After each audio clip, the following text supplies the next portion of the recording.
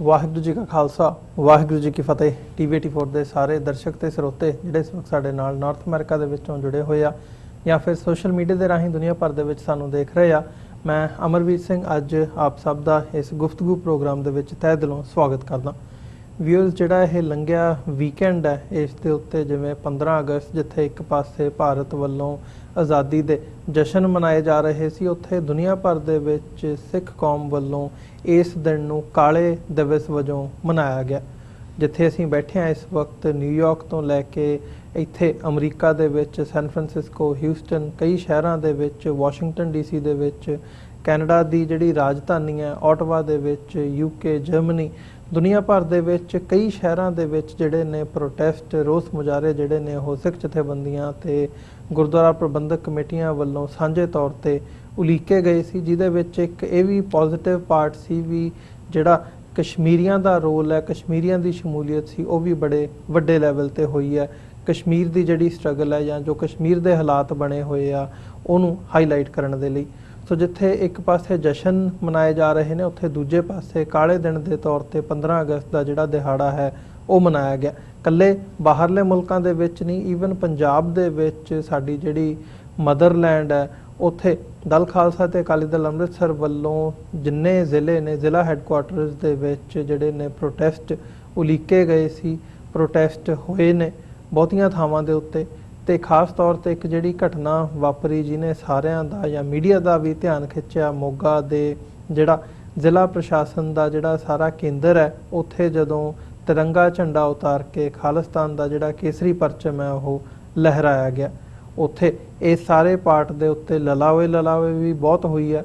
ਸੋ ਇਸ ਦੇ ਬਾਬਤ ਹੀ ਅੱਜ ਅਸੀਂ ਵਿਚਾਰ ਚਰਚਾ ਕਰਨ ਜਾ ਰਹੇ ਹਾਂ। ਇੱਕ ਕਹਿ ਲਓ ਵੀ ਇਹ ਤੋਂ 15 ਅਗਸਤ ਤੋਂ ਬਾਅਦ ਅੱਜ ਦੇ ਸ਼ੋਅ ਦੇ ਵਿੱਚ ਡਿਸਕਸ਼ਨ ਕਰਨ ਜਾ ਰਹੇ ਹਾਂ ਵੀ ਇਹਦਾ ਜਿਹੜਾ ਪ੍ਰਭਾਵ ਹੈ ਓਵਰਆਲ ਉਹ ਕਿਵੇਂ ਦਾ ਰਿਹਾ ਤੇ ਆਉਣ ਵਾਲੇ ਸਮੇਂ ਦੇ ਵਿੱਚ ਜਿਹੜੇ ਇਹਦੇ ਜਦੋਂ ਅਸੀਂ ਇੰਪੈਕਟ ਦੀ ਗੱਲ ਕਰਦੇ ਹਾਂ ਜਾਂ ਅਵੇਅਰਨੈਸ ਦੀ ਗੱਲ ਕਰਦੇ ਹਾਂ ਉਹ ਕੀ ਹੋ ਸਕਦੇ ਆ। ਸੋ ਇਨ੍ਹਾਂ ਹੀ ਸ਼ਬਦਾਂ ਦੇ ਨਾਲ ਅਸੀਂ ਸ਼ੁਰੂਆਤ ਕਰਦੇ ਹਾਂ ਅੱਜ ਦੇ ਇਸ ਸ਼ੋਅ ਦੀ। ਸਾਡੇ ਨਾਲ UK ਤੋਂ ਸਰਦਾਰ ਮਨਪ੍ਰੀਤ ਸਿੰਘ ਇਸ ਵਕਤ ਜੁੜੇ ਹੋਏ ਆ ਤੇ ਇੱਥੇ ਨਿਊਯਾਰਕ ਸਾਡੇ ਸਟੂਡੀਓ ਦੇ ਵਿੱਚ ਸਰਦਾਰ ਹਿੰਮਤ ਸਿੰਘ ਈਸਟ ਕੋਸਟ ਸਿੱਖ ਕੋਆਰਡੀਨੇਸ਼ਨ ਕਮੇਟੀ ਦੇ ਜਿਹੜੇ ਕੋਆਰਡੀਨੇਟਰ ਨੇ ਉਹ ਇਸ ਵਕਤ ਸਾਡੇ ਨਾਲ ਮੌਜੂਦ ਨੇ। ਤੁਹਾਡਾ ਵੀ ਸਵਾਗਤ ਹੈ ਜੀ। ਤੇ ਨਾਲ ਮਨਪ੍ਰੀਤ ਸਿੰਘ ਜੀ, ਵਾਹਿਗੁਰੂ ਜੀ ਕਾ ਖਾਲਸਾ ਵਾਹਿਗੁਰੂ ਜੀ ਕੀ ਫਤਿਹ ਜੀ। ਮਨਪ੍ਰੀਤ ਸਿੰਘ ਜੀ, ਮੈਂ ਸ਼ੁਰੂਆਤ ਤੁਹਾਡੇ ਕੋਲੋਂ ਕਰਨੀ ਚਾਹੂੰਗਾ ਇਸ ਸਾਰੇ ਪਾਰਟ ਦੇ ਉੱਤੇ ਜਿੱਥੇ ਅਸੀਂ ਗੱਲ ਕਰ ਰਹੇ ਹਾਂ ਤੇ ਕਿਵੇਂ ਦੇਖਦੇ ਹੋ ਜਿਹੜਾ ਇਹ 15 ਅਗਸਤ ਦਾ ਦਿਹਾੜਾ ਲੰਘਿਆ। ਇੱਥੇ ਅਸੀਂ ਨਿਊਯਾਰਕ ਦੇ ਵਿੱਚ ਜਾਂ ਕੈਨੇਡਾ ਦੇ ਵਿੱਚ ਬੈਠਿਆਂ ਨੇ ਦੇਖਿਆ, ਪਰ UK ਦੀ ਰਿਪੋਰਟ ਜਾਂ ਉੱਥੇ ਕਿੱਦਾਂ ਦਾ ਰਿਹਾ, ਕੀ ਮਾਹੌਲ ਸੀ ਤੇ ਖਾਸ ਤੌਰ ਤੇ ਜਦੋਂ ਜਿਹੜੀ ਕਸ਼ਮੀਰੀਆਂ ਦੀ ਸ਼ਮੂਲੀਅਤ ਸੀ ਇਸ ਸਾਰੇ ਦੇ ਵਿੱਚ ਉਸ ਬਾਬਤ। ਬਿਲਕੁਲ ਭਾਜੀ, ਪੂਰੇ ਮੈਂ ਸਮਝਦਾ ਜੇ ਆਪਾਂ ਯੂਰਪ ਦੀ ਗੱਲ ਕਰੀਏ ਤੇ ਪੂਰੇ ਯੂਰਪ ਦੇ ਵਿੱਚ ਹੀ ਹੰਗਾਮੀ ਪ੍ਰੋਟੈਸਟ ਹੋਏ ਨੇ। ਜੇ ਅਸੀਂ ਗੱਲ ਕਰੀਏ ਸਾਡੀਆਂ ਆਪਣੀਆਂ ਜਿਹੜੀਆਂ ਟੀਮਾਂ ਨੇ, ਕਲੋਜ਼ ਟੀਮਾਂ ਨੇ, ਉਹਦੇ ਵਿੱਚ ਜੇ ਅਸੀਂ ਗੁਰਚਰਨ ਸਿੰਘ ਜੀ ਦੀ ਗੱਲ ਕਰੀਏ ਉਹ ਜਰਮਨੀ ਦੇ ਵਿੱਚ ਇੱਕ ਬਹੁਤ ਵੱਡਾ ਜਥਾ ਲੈ ਕੇ ਉੱਥੇ ਪਹੁੰਚੇ ਸੀਗੇ ਫਰੈਂਕਫਰਟ ਹਾਈ ਕਮਿਸ਼ਨ ਦੇ ਬਾਹਰ। ਜਿਸ ਤੋਂ ਇਲਾਵਾ ਗੱਲ ਕਰੀਏ ਬੈਲਜੀਅਮ ਦੇ ਵਿੱਚ ਵੀ ਬਹੁਤ ਵੱਡਾ ਪ੍ਰੋਟੈਸਟ ਹੋਇਆ। ਹੋਰ ਕਈ ਜਿਹੜੇ ਯੂਰਪੀਅਨ ਦੇਸ਼ਾਂ ਦੇ ਵਿੱਚ ਪ੍ਰੋਟੈਸਟ ਹੋਇਆ ਵਾ। ਤੇ ਨਾਲ ਹੀ ਨਾਲ ਸਾਡੇ ਲੰਡਨ ਦੇ ਵਿੱਚ ਹਰ ਸਾਲ ਦੀ ਤਰ੍ਹਾਂ ਪਿਛਲੇ 1984 ਤੋਂ ਲੈ ਕੇ ਕਹਿ ਲਓ ਕਿ ਕਰੀਬਨ 36 ਸਾਲ ਹਰ ਸਾਲ 15 ਅਗਸਤ ਔਰ 26 ਜਨਵਰੀ ਨੂੰ ਪ੍ਰੋਟੈਸਟ ਹੁੰਦਾ ਜੀ। ਦੇਖੋ ਇਹ ਤਾਂ ਪ੍ਰੋਟੈਸਟ ਨੇ ਇਸ ਸਾਲ ਵੀ ਕਰੋਨਾ ਵਾਇਰਸ ਹੋਣ ਦੇ ਬਾਵਜੂਦ ਇਸ ਵੇਲੇ ਅਸੀਂ ਕੋਈ ਕੋਚਾਂ ਨਹੀਂ ਸੀ ਕੀਤੀਆਂ, ਕੋਈ ਕੁਛ ਨਹੀਂ ਸੀ ਕੀਤੀਆਂ, ਸੋਸ਼ਲ ਡਿਸਟੈਂਸਿੰਗ ਨੂੰ ਮੱਦੇਨਜ਼ਰ ਰੱਖਦੇ ਹੋਏ ਜਿਹੜਾ ਕਾਨੂੰਨ ਹੈ। ਪਰ ਉਸ ਦੇ ਬਾਵਜੂਦ ਅਸੀਂ ਵੇਖਿਆ ਕਿ ਆਪ ਮੁਹਾਰੇ ਜਿੰਨੇ ਬਹੁਤ ਸਾਰੇ ਲੋਕ ਉੱਥੇ ਖੁਦ ਪਹੁੰਚੇ, ਸੰਗਤਾਂ ਪਹੁੰਚੀਆਂ ਔਰ ਉੱਥੇ ਇੱਕ ਅਜਿਹਾ ਦ੍ਰਿਸ਼ ਸੀਗਾ ਵੀ ਅੱਜ ਜੋ ਕੁਛ UAPA ਐਕਟ ਅਮੈਂਡ ਕਰਨ ਤੋਂ ਬਾਅਦ ਜੋ ਕੁਛ ਫੜੋ ਫੜਾਈ ਪੰਜਾਬ ਦੇ ਵਿੱਚ ਕੀਤੀ ਜਾ ਰਹੀ ਹੈ ਜਾਂ ਜੋ ਕੁਛ ਤਸ਼ੱਦਦ ਕਸ਼ਮੀਰੀਆਂ ਦੇ ਨਾਲ ਕੀਤਾ ਗਿਆ ਸੀ, ਸਭ ਜਾਣਦੇ ਹਾਂ 370 ਦੀ ਐਬਰੋਗੇਸ਼ਨ ਨੂੰ ਕਰ ਲਈਏ ਜਾਂ ਈਵਨ ਹੁਣ ਵੀ ਕਰ ਲਈਏ ਵੀ ਜਿੱਥੇ ਬਾਬਰੀ ਮਸਜਿਦ ਦੀ ਸਾਈਡ ਸੀਗੀ ਉਸ ਨੂੰ ਪਹਿਲਾਂ ਢਾਇਆ ਗਿਆ ਤੇ ਹੁਣ ਉਸਦੇ ਉੱਤੇ ਉਸੇ ਸਾਈਡ ਦੇ ਉੱਤੇ ਰਾਮ ਮੰਦਿਰ ਜਿਹੜਾ ਉਹ ਬਣਾਇਆ ਜਾ ਰਿਹਾ ਤੇ 5 ਏਕੜ ਦੀ ਜਿਹੜੀ ਜ਼ਮੀਨ ਹੈ ਉਹ ਵਕਾਫ ਬੋਰਡ ਬਾਬਰੀ ਮਸਜਿਦ ਨੂੰ ਦਿੱਤੀ ਜਾ ਰਹੀ ਹੈ। ਇੱਕ ਬਹੁਤ ਜਿਹੜਾ ਇੱਕ ਮਾਹੌਲ ਹੈ ਕਿ ਇੱਕ ਹਿੰਦੁਸਤਾਨ ਨੇ, ਮੈਂ ਸੋਚਦਾ ਕਿ ਜਿਹੜੇ ਆਪਣੇ ਟਰੂ ਕਲਰ ਸੀਗੇ ਉਹ ਇਸ ਸਾਲ ਜਿਹੜੇ ਨੇ ਉਹ ਜਗ ਜ਼ਾਹਿਰ ਹੋ ਚੁੱਕੇ ਸਨ। ਸਿਟੀਜ਼ਨਸ਼ਿਪ ਅਮੈਂਡਮੈਂਟ ਐਕਟ, UAPA 370 ਦੀ ਐਬਰੋਗੇਸ਼ਨ, ਬਾਬਰੀ ਮਸਜਿਦ, ਇਹ ਸਾਰੀਆਂ ਚੀਜ਼ਾਂ ਨੂੰ ਜਦੋਂ ਸਮ ਅਪ ਕਰਦੇ ਆ ਤੇ ਹਿੰਦੀ ਹਿੰਦੁਸਤਾਨ ਜਾਂ ਇੱਕ ਝੰਡਾ, ਇੱਕ ਸੰਵਿਧਾਨ, ਇੱਕ ਭਾਸ਼ਾ, ਜੋ ਕਿ RSS ਦੇ ਫਾਊਂਡਿੰਗ ਪ੍ਰਿੰਸੀਪਲਸ ਨੇ, ਉਸ ਵੱਲ ਹਿੰਦੁਸਤਾਨ ਪੂਰਨ ਤੌਰ ਤੇ ਵੱਧਦਾ ਜਾ ਰਿਹਾ ਹੈ। ਔਰ ਇਹ ਗੱਲ ਜਿਹੜੀ ਉਹ ਅਨਨੋਟਿਸ ਨਹੀਂ ਹੈ। ਇਸ ਸਾਲ ਵੀ ਹਮੇਸ਼ਾ ਦੀ ਤਰ੍ਹਾਂ ਕਸ਼ਮੀਰੀ ਭਰਾਵਾਂ ਨੇ ਵੀ ਸਾਡਾ ਸਾਥ ਦਿੱਤਾ, ਸਿੱਖ ਵੀ ਵੱਡੀ ਤਾਦਾਦ ਵਿੱਚ ਸੀਗੇ, ਔਰ ਸਾਰਿਆਂ ਦਾ ਜਿਹੜਾ ਇੱਕ ਰੋਸ ਸੀਗਾ ਉਹ ਇਸ ਕਦਰ ਸੀ ਕਿ ਹੁਣ ਮੇਰੇ ਹਿਸਾਬ ਨਾਲ ਕਿ ਹੁਣ ਕੋਈ ਵੀ ਕੰਟਰੀ ਜੇ ਆਪਣੇ ਆਪ ਨੂੰ, ਭਾਵੇਂ ਇੰਗਲੈਂਡ ਦੇ ਵਿੱਚ ਅਸੀਂ ਕਹੀਏ ਜਾਂ ਅਮਰੀਕਾ ਦੀ ਗੱਲ ਕਰੀਏ, ਕਿਸੇ ਵੀ ਕੰਟਰੀ ਦੀ ਗੱਲ ਕਰੀਏ, ਜੇ ਅੱਜ ਇਹ ਕੰਟਰੀਆਂ ਚੁੱਪ ਨੇ ਤੇ ਬੜੀ ਇੱਕ ਸ਼ਰਮਨਾਕ ਗੱਲ ਹੈ ਕਿ ਜਿੱਥੇ ਅੱਜ ਲੋਕਡਾਊਨ ਸਾਰੀ ਦੁਨੀਆ ਦੇ ਵਿੱਚ ਹੋਇਆ, ਉਹੀ ਲੋਕਡਾਊਨ 1 ਸਾਲ ਤੋਂ ਕਸ਼ਮੀਰੀਆਂ ਦੇ ਨਾਲ ਹੋ ਰਿਹਾ ਤੇ ਉਹਨਾਂ ਦੀ ਕੀ ਹਾਲਾਤ ਨੇ ਉੱਥੇ ਅਸੀਂ ਸਭ ਜਾਣਦੇ ਹਾਂ।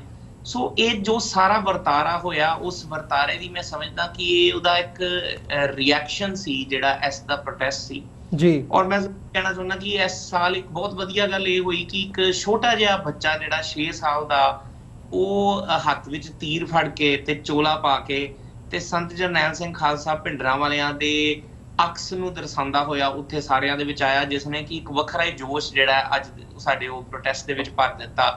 ਔਰ ਸਾਰਿਆਂ ਦੇ ਜਿਹੜੇ ਨਾਰੇ ਸੀਗੇ ਉਹ ਇਹ ਲੱਗ ਰਹੇ ਸਨ ਵੀ ਭਿੰਡਰਾਂ ਵਾਲਾ ਸੰਤ ਸਵਾਈ ਜਿੰਨੇ ਸੁੱਤੀ ਕੌਮ ਜਗਾਈ, ਜਾਂ ਸੰਤ ਜਰਨੈਲ ਸਿੰਘ ਭਿੰਡਰਾਂ ਵਾਲਿਆਂ ਤੇਰੀ ਸੋਚ ਤੇ ਪਹਿਰਾ ਦੇਾਂਗੇ ਠੋਕ ਕੇ। ਜਿੱਦਾਂ ਇੱਕ ਮਾਹੌਲ ਜਿਹੜਾ ਵਾ, ਮੈਂ ਸੋਚਦਾ ਹਰ ਸਾਲ ਪਿਛਲੇ 7-8 ਸਾਲ ਮੈਨੂੰ ਜਦੋਂ ਤੋਂ ਮੈਂ ਇਸ ਕੰਟਰੀ 'ਚ ਆਇਆ, ਮੈਂ ਉਦੋਂ ਤੱਕ ਮੈਂ ਮੁਜ਼ਾਹਰੇ ਅਟੈਂਡ ਕਰ ਰਿਹਾ, ਹਰ ਸਾਲ ਇੱਕ ਨਵੀਂ ਉਮੰਗ, ਇੱਕ ਨਵਾਂ ਜੋਸ਼ ਦੇਖਣ ਨੂੰ ਮਿਲਦਾ। ਜਿਹੜਾ ਸਾਡਾ ਗੁੱਸਾ ਹੈ ਕਿ ਜਿਸ ਦਿਨ ਇਹ ਆਪਣਾ ਆਜ਼ਾਦੀ ਦਿਵਸ ਮਨਾਉਂਦੇ ਨੇ, ਅਸਲ 'ਚ ਉਸ ਦਿਨ ਦੀ ਰੈਲੇਵੈਂਸ ਸਾਡੇ ਲਈ ਇਹ ਹੈ ਕਿ ਸਾਡੇ ਪੰਜਾਬ ਨੂੰ ਸਭ ਤੋਂ ਪਹਿਲਾਂ ਪਾੜਿਆ ਗਿਆ, 2 ਹਿੱਸਿਆਂ 'ਚ ਕੀਤਾ ਗਿਆ, ਉਸ ਤੋਂ ਬਾਅਦ ਸਾਡੇ ਪੰਜਾਬ ਨੂੰ ਹੋਰ ਛੋਟੇ-ਛੋਟੇ ਹਿੱਸਿਆਂ 'ਚ ਵੰਡ ਕੇ ਸਾਡੀ ਇੱਕ ਪੱਕੀ ਗੁਲਾਮੀ ਦਾ ਜੇ ਅਸੀਂ ਕੋਈ ਦਿਨ ਮੁਕਰਰ ਕਰਨਾ ਹੋਵੇ, ਜਿਸ ਦਿਨ ਸਾਡੀ ਅੱਜ ਦੀ ਸਦੀਵੀ, ਅੱਜ ਦੇ ਤੌਰ ਦੀ ਇਸ ਜਿਹੜੇ ਅੱਜ ਦੇ ਸਮੇਂ ਦੀ ਗੁਲਾਮੀ ਜੇ ਕਿਸ ਦਿਨ ਸਾਡੇ ਤੇ ਇਨਫੋਰਸ ਹੋਈ ਹੈ ਤੇ ਉਹ 15 ਅਗਸਤ ਦਾ ਦਿਨ ਹੋਏਗਾ। ਜੇ ਪੰਜਾਬ ਦੀ ਆਕਿਊਪੇਸ਼ਨ ਦਾ ਦਿਨ ਮੰਨੀਏ ਤੇ ਉਹ 15 ਅਗਸਤ ਹੋਏਗਾ। ਜੇ ਬਲੈਕ ਡੇ ਮੰਨੀਏ, ਕਾਲਾ ਦਿਨ ਮੰਨੀਏ, ਉਹ 15 ਅਗਸਤ ਹੋਏਗਾ। ਮੈਨੂੰ ਇਹ ਵੀ ਲੱਗਦਾ ਹੈ ਕਿ ਜਿਹੜੇ ਕਾਰਕੁਨ ਇਹਨਾਂ ਦੇ ਨੇ, ਇਹ ਆਪਣੀ ਆਜ਼ਾਦੀ ਘੱਟ ਮਨਾਉਂਦੇ ਨੇ, ਇਹ ਸਾਡੀ ਗੁਲਾਮੀ ਦਾ ਜਸ਼ਨ ਵੱਧ ਮਨਾਉਂਦੇ ਨੇ। ਮਿਨੋਰਿਟੀਜ਼ ਦੀ ਗੁਲਾਮੀ ਦਾ ਜਸ਼ਨ ਇਹ 15 ਅਗਸਤ ਨੂੰ ਮਨਾਉਂਦੇ ਨੇ, ਇਹ ਸਾਡੇ ਤੇ ਹੱਸਦੇ ਨੇ। ਅਮਰਵੀਰ ਜੀ, ਇੱਕ ਗੱਲ ਬੜੀ ਸੋਚਣ ਵਾਲੀ ਹੈ ਕਿ ਮੈਂ ਹਰ ਵੇਲੇ ਇਹ ਗੱਲ ਕਹਿਣਾ ਹੁੰਨਾ ਕਿ ਸਾਰਾ ਕੁਝ ਬਦਲ ਗਿਆ। 70 ਸਾਲ ਹੋ ਗਏ ਨੇ ਇਹਦਾ ਸੋ ਕਾਲਡ ਇਹਨਾਂ ਦੀ ਆਜ਼ਾਦੀ ਹੋਇਆਂ ਨੂੰ, ਜ਼ਿਆਦਾ ਉਸ ਤੋਂ ਵੀ, ਹੈ ਨਾ ਜੀ। ਤੇ ਇਹ ਅੱਜ ਵੀ ਜੇ ਕੋਈ ਚੀਜ਼ ਨਹੀਂ ਬਦਲੀ ਹੈ ਤੇ ਉਹ ਹਿੰਦੁਸਤਾਨ ਦੀ ਘਟੀਆ ਗੰਦੀ ਜ਼ਹਿਨੀਅਤ ਉਹ ਕਦੀ ਨਹੀਂ ਬਦਲੀ। ਉਹ 70 ਸਾਲ ਪਹਿਲਾਂ ਵੀ ਮਿਨੋਰਿਟੀਜ਼ ਦੀ ਪਰਸੀਕਿਊਸ਼ਨ ਕਰ ਰਹੀਆਂ ਸੀ, ਅੱਜ ਵੀ ਮਿਨੋਰਿਟੀਜ਼ ਦੀ ਪਰਸੀਕਿਊਸ਼ਨ ਕਰ ਰਹੀਆਂ। ਪੂਰੀ ਦੁਨੀਆ ਕਿੱਥੋਂ ਦੀ ਕਿੱਥੇ ਚਲੀ ਗਈ, ਕਿਤੇ ਟ੍ਰੇਡ ਟਾਕਸ ਹੁੰਦੀਆਂ ਨੇ, ਕਿਤੇ ਵਿਕਸਿਤ ਹੋਣ ਦੀ ਗੱਲ ਹੁੰਦੀ ਹੈ।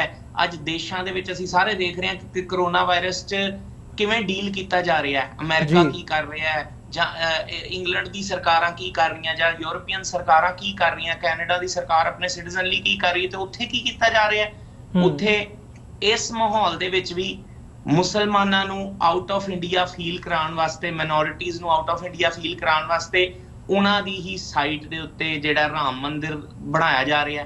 ਸਿਟੀਜ਼ਨਸ ਨੂੰ ਤੇ ਕਿਸੇ ਨੂੰ ਕੀ ਦੇਣਾ ਹੈ, ਉਹਨਾਂ ਨੂੰ ਤਾਂ ਬੇਵਕੂਫ ਬਣਾਇਆ ਹੀ ਹੋਇਆ। ਮਿਨੋਰਿਟੀਜ਼ ਨੂੰ ਫਿਰ ਰੀਅਲਾਈਜ਼ ਕਰਾਇਆ ਜਾ ਰਿਹਾ ਕਿ ਇਹ ਭਾਰਤ ਦੇ ਵਿੱਚ ਜੇ ਰਹਿਣਾ ਹੈ ਤੇ ਹਿੰਦੂ ਬਣ ਕੇ ਰਹਿਣਾ ਪਏਗਾ, ਹਿੰਦੁਸਤਾਨੀ ਬਣ ਕੇ ਰਹਿਣਾ ਪਏਗਾ। ਜੇ ਤੁਸੀਂ ਆਪਣੇ ਆਪ ਨੂੰ ਮੁਸਲਿਮ ਖਵਾਓਗੇ, ਸਿੱਖ ਖਵਾਓਗੇ, ਤੁਹਾਡੀ ਇਸ ਦੇਸ਼ ਦੇ ਵਿੱਚ ਕੋਈ ਥਾਂ ਨਹੀਂ ਹੈ। ਸੋ ਇਹੋ ਜਿਹਾ ਜੋਸ਼ ਜਿਹੜਾ ਹੈ ਉਹ ਕਾਫੀ ਜਿਹੜਾ ਹੈ ਉਹ ਦੇਖਣ 'ਚ ਮਿਲ ਰਿਹਾ ਸੀ ਇਸ ਮੁਜ਼ਾਹਰੇ 'ਚ। ਜੀ ਬਿਲਕੁਲ ਹਿੰਮਤ ਸਿੰਘ ਜੀ, ਮੈਂ ਤੁਹਾਡੇ ਵੱਲ ਆਵਾਂ। ਜਿਵੇਂ ਮਨਪ੍ਰੀਤ ਸਿੰਘ ਹੋਰਾਂ ਨੇ UK ਦੀ ਗੱਲ ਕੀਤੀ ਹੈ, ਇੱਥੇ ਤੁਸੀਂ ਇੱਕ ਦਿਨ ਪਹਿਲਾਂ ਪ੍ਰੈਸ ਕਾਨਫਰੰਸ ਵੀ ਕੀਤੀ ਸੀ, ਕਾਲੇ ਦਿਵਸ ਨੂੰ ਮਨਾਉਣ ਦੀ ਜਿਹੜੀ ਅਪੀਲ ਹੈ ਉਹ ਕੀਤੀ ਸੀ ਦੁਨੀਆ ਭਰ ਦੇ ਵਿੱਚ। ਸੋ ਪੰਜਾਬ ਦੇ ਵਿੱਚ ਵੀ ਜੇ ਦੇਖਣਾ ਹੋਵੇ, ਜਿਵੇਂ ਮੈਂ ਜ਼ਿਕਰ ਕੀਤਾ ਵੀ ਥਰੂ ਆਊਟ ਜਿਹੜੇ ਪ੍ਰੋਟੈਸਟ ਨੇ ਜ਼ਿਲ੍ਹਾ ਹੈੱਡਕੁਆਟਰਸ ਦੇ ਵਿੱਚ ਕੀਤੇ ਗਏ ਨੇ। ਫਿਰ ਵੱਡੀ ਗੱਲ ਇੱਕ ਜਿਹਦੇ ਤੇ ਮੀਡੀਆ ਦਾ ਵੀ ਕਾਫੀ ਜਿਹੜਾ ਹੈ ਰੌਲਾ ਰੱਪਾ ਪਿਆ ਕਿ ਤਿਰੰਗਾ ਝੰਡਾ ਲਾ ਕੇ ਜਿਹੜਾ ਕੇਸਰੀ ਪਰਚਮ ਲਹਿਰਾਇਆ ਗਿਆ। ਸੋ ਇਹ ਜਿਹੜੀਆਂ ਐਕਟੀਵਿਟੀਜ਼ ਇਹਨਾਂ ਦਿਨਾਂ ਦੇ ਵਿੱਚ ਵਾਪਰੀਆਂ ਨੇ, ਇਹਨੂੰ ਕਿਵੇਂ ਦੇਖਦੇ ਹੋ? ਕੀ ਇਹਦਾ ਗਰਾਊਂਡ ਲੈਵਲ ਤੇ ਇੰਪੈਕਟ ਰੀਅਲੀ ਹੁੰਦਾ ਨਜ਼ਰ ਆਉਂਦਾ? ਜੀ ਦੇਖੋ ਅਮਰਵੀਰ ਸਿੰਘ ਜੀ, ਅਸੀਂ ਜਿਵੇਂ ਇਸ ਸਾਲ ਦੇਖਿਆ, ਜਿਵੇਂ ਮਨਪ੍ਰੀਤ ਸਿੰਘ ਨੇ ਕਹਿ ਕੇ ਗਏ ਆ ਕਿ ਨਵਾਂ ਇੱਕ ਜੋਸ਼ ਹਰ ਐਵਰੀ ਈਅਰ ਜਿਹੜੀ ਆ ਉਹ ਜੋਸ਼ ਭਰਦਾ ਆ ਕੌਮ ਦੇ ਅੰਦਰ। ਔਰ ਇਹਦੇ ਵਿੱਚ ਜਿਵੇਂ ਹੁਣ ਯੂਕੇ ਦੇ ਆਪਾਂ ਦੇਖ ਰਹੇ ਸੀ ਪਿਕਚਰ ਜਿਹੜੀਆਂ ਉੱਥੇ ਪ੍ਰੋਟੈਸਟ ਹੋਏ ਆ, ਐਸੇ ਤਰ੍ਹਾਂ ਕੈਨੇਡਾ ਦੇ ਵਿੱਚ ਤੇ ਨਾਲ ਦੀ ਨਾਲ ਅਮਰੀਕਾ, ਯੂਰਪ ਦੇ ਵਿੱਚ। ਸੋ ਅਮਰੀਕਾ ਦੇ ਵਿੱਚ ਹੀ ਅਸੀਂ ਵਾਸ਼ਿੰਗਟਨ ਡੀਸੀ ਦੀ ਗੱਲ ਕਰੀਏ, ਟੈਕਸਸ, ਕੈਲੀਫੋਰਨੀਆ, ਨਿਊਯਾਰਕ, ਮਤਲਬ ਇਹ ਸਟੇਟਾਂ ਦੇ ਵਿੱਚ ਜਿੱਥੇ ਸਿੱਖ ਵਸੋਂ ਵੱਡੀ ਤੌਰ ਤੇ ਔਰ ਇਹਨਾਂ ਦੀਆਂ ਜਿਹੜੀਆਂ ਇੰਟੈਲੀਜੈਂਸੀਆਂ ਏਜੰਸੀਆਂ ਦੇ ਬੰਦੇ ਜਿਹੜੇ ਬੈਠੇ ਆ ਰਾਹ ਦੇ, ਜਿੱਥੇ ਜ਼ਿਆਦਾ ਸਰਗਰਮ ਆ, ਉੱਥੇ ਇੱਕ ਬੜਾ ਸਟਰੋਂਗ ਮੈਸੇਜ ਇਹਨਾਂ ਨੂੰ ਦੇਣ ਦੇ ਵਿੱਚ ਅਸੀਂ ਕਾਮਯਾਬ ਹੋਏ ਆ। ਔਰ ਪ੍ਰੈਸ ਕਾਨਫਰੰਸ ਵੀ ਇੱਕ ਦਿਨ ਪਹਿਲਾਂ ਰੱਖਣ ਦਾ ਕਾਰਨ ਜਿਹੜਾ ਆ ਉਹ ਸਮੁੱਚੀਆਂ ਜਥੇਬੰਦੀਆਂ, ਗੁਰਦੁਆਰਾ ਪ੍ਰਬੰਧਕ ਕਮੇਟੀਆਂ ਨੇ ਅਸੀਂ ਮੈਸੇਜ ਦਿੱਤਾ ਵੀ ਇਹ ਸਾਡੇ ਵਾਸਤੇ ਕਾਲਾ ਦਿਨ ਆ, ਇਹ ਕੋਈ ਆਜ਼ਾਦੀ ਨਹੀਂ ਲੈ ਕੇ ਆਇਆ, ਇਹ ਬਰਬਾਦੀ ਲੈ ਕੇ ਆਇਆ। ਪੰਜਾਬ ਦੇ ਸੀਨੇ ਤੇ ਜਿਹੜੀਆਂ ਲਕੀਰਾਂ ਖਿੱਚੀਆਂ ਗਈਆਂ, ਪੰਜਾਬ ਦੀ ਵੰਡ ਹੋਈ ਆ। ਸੋ ਸਾਨੂੰ ਪਹਿਲੇ ਦਿਨ ਤੋਂ ਹੀ ਜਦੋਂ ਨਹਿਰੂ ਨੇ ਇਹ ਗੱਲ ਕਰਦੇ ਸੀ ਕਿ ਤੁਹਾਨੂੰ ਇੱਕ ਐਸਾ ਖਿੱਤਾ ਦਿੱਤਾ ਜਾਏਗਾ ਜਿੱਥੇ ਤੁਸੀਂ ਆਜ਼ਾਦੀ ਦਾ ਨਿੰਘ ਮਾਣ ਸਕਦੇ ਹੋ, ਪਰ ਉਹ ਵਾਅਦਿਆਂ ਤੋਂ ਮੁੱਕਰੇ। ਔਰ ਜੋ ਅੱਜ ਤੱਕ ਸਾਡੀ ਸਿੱਖਾਂ ਦੀ ਜੈਨੋਸਾਈਡ, ਮੈਂ ਸਮਝਦਾ ਪੰਜਾਬ ਦੀ ਜੈਨੋਸਾਈਡ ਜਿਹੜੀ ਆ, ਉਹਨਾਂ ਨੇ ਵੈਲ ਪਲਾਨ ਤਰੀਕੇ ਦੇ ਨਾਲ ਉਸ ਵੇਲੇ ਵੀ 47 ਦੇ ਵਿੱਚ ਜੇ ਸੰਤਾਪ ਹੰਢਾਇਆ ਤਾਂ ਉਹ ਪੰਜਾਬ ਨੇ ਹੰਢਾਇਆ, ਪੰਜਾਬ ਦੇ ਲੋਕਾਂ ਨੇ ਹੰਢਾਇਆ। ਤੇ ਅੱਜ ਵੱਡੇ ਪੱਧਰ ਤੇ ਪ੍ਰੋਟੈਸਟ ਹੋਣੇ, ਮੁਜ਼ਾਹਰੇ ਹੋਣੇ, ਇਹ ਭਾਰਤੀ ਹਕੂਮਤ ਨੂੰ ਸਟਰੋਂਗ ਮੈਸੇਜ ਆਂਦਾ। ਇਹ ਮਤ ਜਾਣਨ ਕਿ ਇਹ ਮਹਿਮ ਦਬ ਗਈ ਆ ਜਾਂ ਪਿੱਛੇ ਹਟ ਗਏ ਆ। ਇਹ ਗੱਲ ਪੰਜਾਬ ਦੀ ਆਜ਼ਾਦੀ ਦੇ ਨਾਲ ਹੀ ਹੱਲ ਹੋਣਾ। ਜਿਸ ਦਿਨ ਪੰਜਾਬ ਆਜ਼ਾਦ ਹੋਏਗਾ ਉਦੋਂ ਤੱਕ ਪ੍ਰੋਟੈਸਟ ਜਿਹੜਾ ਹੁਣ ਸਿੱਖ ਡਾਇਸਪੋਰਾ ਦੇ ਵਿੱਚ ਵੱਡੀ ਤਾਦਾਦ ਦੇ ਵਿੱਚ ਆ, ਸਟਰੋਂਗ ਵੱਡੀਆਂ ਕੰਟਰੀਆਂ ਦੇ ਵਿੱਚ ਰਹਿਣਾ ਆ। ਔਰ ਜਿਹੜੀ ਕੇਸ ਆ ਉਹ ਭਾਵੇਂ ਵਰਲਡ ਸਿੱਖ ਪਾਰਲੀਮੈਂਟ ਦੀ ਗੱਲ ਕਰਦੇ ਆ ਅਸੀਂ, ਉਹ ਜਨੇਵਾ ਦੇ ਵਿੱਚ ਸਿੰਘਾਂ ਵੱਲੋਂ ਜਾ ਕੇ ਉੱਥੇ ਕੇਸ ਨੂੰ ਬਿਲਡ ਕਰਨਾ, ਜਿਹੜੀਆਂ ਹਿਊਮਨ ਰਾਈਟ ਜਿਹੜੀਆਂ ਵਾਇਲੇਸ਼ਨਸ ਇੰਡੀਆ ਦੇ ਵਿੱਚ ਹੋ ਰਹੀਆਂ, ਜਾਂ ਬੰਦੀ ਸਿੰਘਾਂ ਦੀ ਗੱਲ ਹੋਵੇ, ਅਲੱਗ-ਅਲੱਗ ਖਾਲਿਸਤਾਨ ਦਾ ਕੇਸ ਜਿਹੜਾ ਮਜ਼ਬੂਤ ਤੌਰ ਤੇ ਰੱਖਣਾ। ਪਿਛਲੇ ਦਿਨ ਹੀ ਸਟੇਟ ਡਿਪਾਰਟਮੈਂਟ ਦੇ ਨਾਲ ਵੀ ਜਿਹੜੀ ਵਰਲਡ ਸਿੱਖ ਪਾਰਲੀਮੈਂਟ ਦੇ ਜਿਹੜੀ ਆ ਉਹਦੇ ਗੱਲ ਜਿਹੜੀ ਹੋਈ ਆ ਸਟੇਟ ਡਿਪਾਰਟਮੈਂਟ ਦੇ ਨੁਮਾਇੰਦਿਆਂ ਦੇ ਨਾਲ, ਜਿਹਦੇ ਵਿੱਚ ਸਮੁੱਚੀਆਂ ਜਥੇਬੰਦੀਆਂ ਨੂੰ ਅਸੀਂ ਨਾਲ ਲੈ ਕੇ ਉਹ ਜਿਹੜਾ ਕੇਸ ਆਪਣਾ ਰੱਖਿਆ। ਔਰ ਨਿਊਯਾਰਕ ਦੇ ਵਿੱਚ ਹੈੱਡਕੁਆਟਰ ਆ UN ਦਾ, ਉੱਥੇ ਵੀ ਜਿਹੜੀ ਗੱਲ ਵਾਰ-ਵਾਰ ਉਠਾਈ ਜਾਂਦੀ ਆ। ਸੋ ਜਿਹੜਾ ਡੈਮੋਕ੍ਰੇਸੀ ਦਾ ਝੂਠਾ ਮੁਖੌਟਾ ਉਹ ਹਮੇਸ਼ਾ ਅਸੀਂ ਨੰਗਾ ਕਰਦੇ ਆ। ਸੋ ਜਿਵੇਂ ਹੁਣ ਪੰਜਾਬ ਦੇ ਵਿੱਚ ਸਿੱਖ ਨੌਜਵਾਨਾਂ ਨੇ ਜਿਹੜਾ ਮੈਸੇਜ ਜਿਹੜਾ ਦਿੱਤਾ ਆ ਭਾਰਤੀ ਹਕੂਮਤ ਨੂੰ ਕਿ ਇਹ ਸਾਡੀ ਧਰਤੀ ਆ ਜੀ, ਤੇ ਉਹਨਾਂ ਦਾ ਜਿਹੜਾ ਤਿਰੰਗਾ ਆ ਉਹ ਲੀਰੋ ਲੀਰ ਕੀਤਾ ਆ, ਉਹਨੂੰ ਉੱਥੋਂ ਲਾ ਕੇ ਸੱਟਿਆ ਵੀ ਇਹਨੂੰ ਚੱਕੋ ਆਪਣੇ ਨੂੰ, ਤੇ ਇੱਥੇ ਖਾਲਿਸਤਾਨ ਦਾ ਨਿਸ਼ਾਨ ਪਰਚਮ ਜਿਹੜਾ ਝੂਲੇਗਾ ਔਰ ਲਹਿਰਾਇਆ। ਔਰ ਤਕਰੀਬਨ ਪੰਜਾਬ ਦੇ ਕਾਫੀ ਸਾਰੇ ਜ਼ਿਲ੍ਹਿਆਂ ਦੇ ਵਿੱਚ ਜਿਹੜੀਆਂ ਪੰਚਾਇਤ ਜਿਹੜੀਆਂ ਹੈਗੀਆਂ, ਪੰਚਾਇਤ ਘਰਾਂ ਦੇ ਉੱਤੇ ਜਿਹੜੇ ਆ ਉਹ ਖਾਲਿਸਤਾਨੀ ਪਰਚਮ ਲਹਿਰਾ ਕੇ ਭਾਰਤੀ ਹਕੂਮਤ ਨੂੰ ਇੱਕ ਸਟਰੋਂਗ ਮੈਸੇਜ ਦਿੱਤਾ ਵੀ ਸਾਡੀ ਧਰਤੀ ਆ, ਇੱਥੇ ਤੁਹਾਡਾ ਕੋਈ ਕੰਮ ਨਹੀਂ ਆ। ਸੋ ਇਹਦੇ ਵਿੱਚ ਮੈਂ ਸਮਝਦਾ ਆ ਇੱਕ ਸਟਰੋਂਗ ਮੈਸੇਜ ਗਿਆ ਆ ਭਾਰਤੀ ਹਕੂਮਤ ਨੂੰ ਕਿ ਪੰਜਾਬ ਇੱਕ ਦਿਨ ਆਜ਼ਾਦ ਹੋਣਾ, ਆਜ਼ਾਦ ਹੋ ਕੇ ਰਹੇਗਾ। ਸੋ ਇਹ ਆਜ਼ਾਦੀਆਂ ਸੈਲੀਬ੍ਰੇਸ਼ਨ ਜਿਹੜੀਆਂ ਆ ਤੁਸੀਂ ਮਨਾਉਂਦੇ ਆ, ਇਹਦੇ ਵਿੱਚ ਖਾਸ ਕਰਕੇ ਮੈਂ ਜ਼ਿਕਰ ਕਰਾਂਗਾ ਜਿਹੜੇ ਦਲਿਤ ਭਾਈਚਾਰੇ, ਮਿਨੋਰਟੀਜ਼, ਉਹਦੇ ਵਿੱਚ ਮੁਸਲਮਾਨ ਹੋਣ ਭਾਰਤ ਦੇ ਦੂਜੇ ਸੂਬਿਆਂ ਦੇ ਵਿੱਚ, ਉਹਨਾਂ ਨੇ ਵੀ ਇਲੈਕਟ੍ਰੋਨਿਕ ਮੀਡੀਆ, ਪ੍ਰਿੰਟ ਮੀਡੀਆ ਦੇ ਵਿੱਚ ਜਾਂ ਸੋਸ਼ਲ ਮੀਡੀਆ ਦੇ ਵਿੱਚ ਆਪਣੇ ਮੈਸੇਜ ਦਿੱਤੇ ਸਟਰੋਂਗ ਕਿ ਇਹ ਸਾਡੀ ਆਜ਼ਾਦੀ ਯੁੱਧ ਕੋਈ ਨਹੀਂ, ਇਹ ਬ੍ਰਾਹਮਣ ਦੀ ਆਜ਼ਾਦੀ ਹੋ ਸਕਦੀ ਆ, ਉਹ ਇੱਕ ਧਿਰ ਦੀ RSS ਦੀ ਹੋ ਸਕਦੀ ਹੈ, ਬਾਕੀ ਘੱਟ ਗਿਣਤੀਆਂ ਦੀ ਜਾਂ ਪੰਜਾਬ ਵਾਸੀਆਂ ਦੀ ਕੋਈ ਇਹਦੇ ਵਿੱਚ ਕੋਈ ਆਜ਼ਾਦੀ ਯੁੱਧੀ ਨਹੀਂ ਹੈਗੀ। ਇਹ ਕਾਲਾ ਦਿਨ ਆ, ਕਾਲੇ ਦਿਨ ਦੇ ਤੌਰ ਤੇ ਅਸੀਂ ਮਨਾਉਂਦੇ ਆ, ਕੋਈ ਸੈਲੀਬ੍ਰੇਸ਼ਨ ਨਹੀਂ ਇਸ ਦਿਨ ਦੇ ਉੱਤੇ ਸਿੱਖਾਂ ਵੱਲੋਂ ਜਾਂ ਪੰਜਾਬ ਵਾਸੀਆਂ ਵੱਲੋਂ। ਸੋ ਇਹ ਮੈਸੇਜ ਜਿਹੜਾ ਉਹ ਐਵਰੀ ਈਅਰ ਸਟਰੋਂਗ ਰੂਪ ਦੇ ਵਿੱਚ ਅਸੀਂ ਦੇਣ ਦੇ ਵਿੱਚ ਕਾਮਯਾਬ ਹੁੰਦੇ ਆ।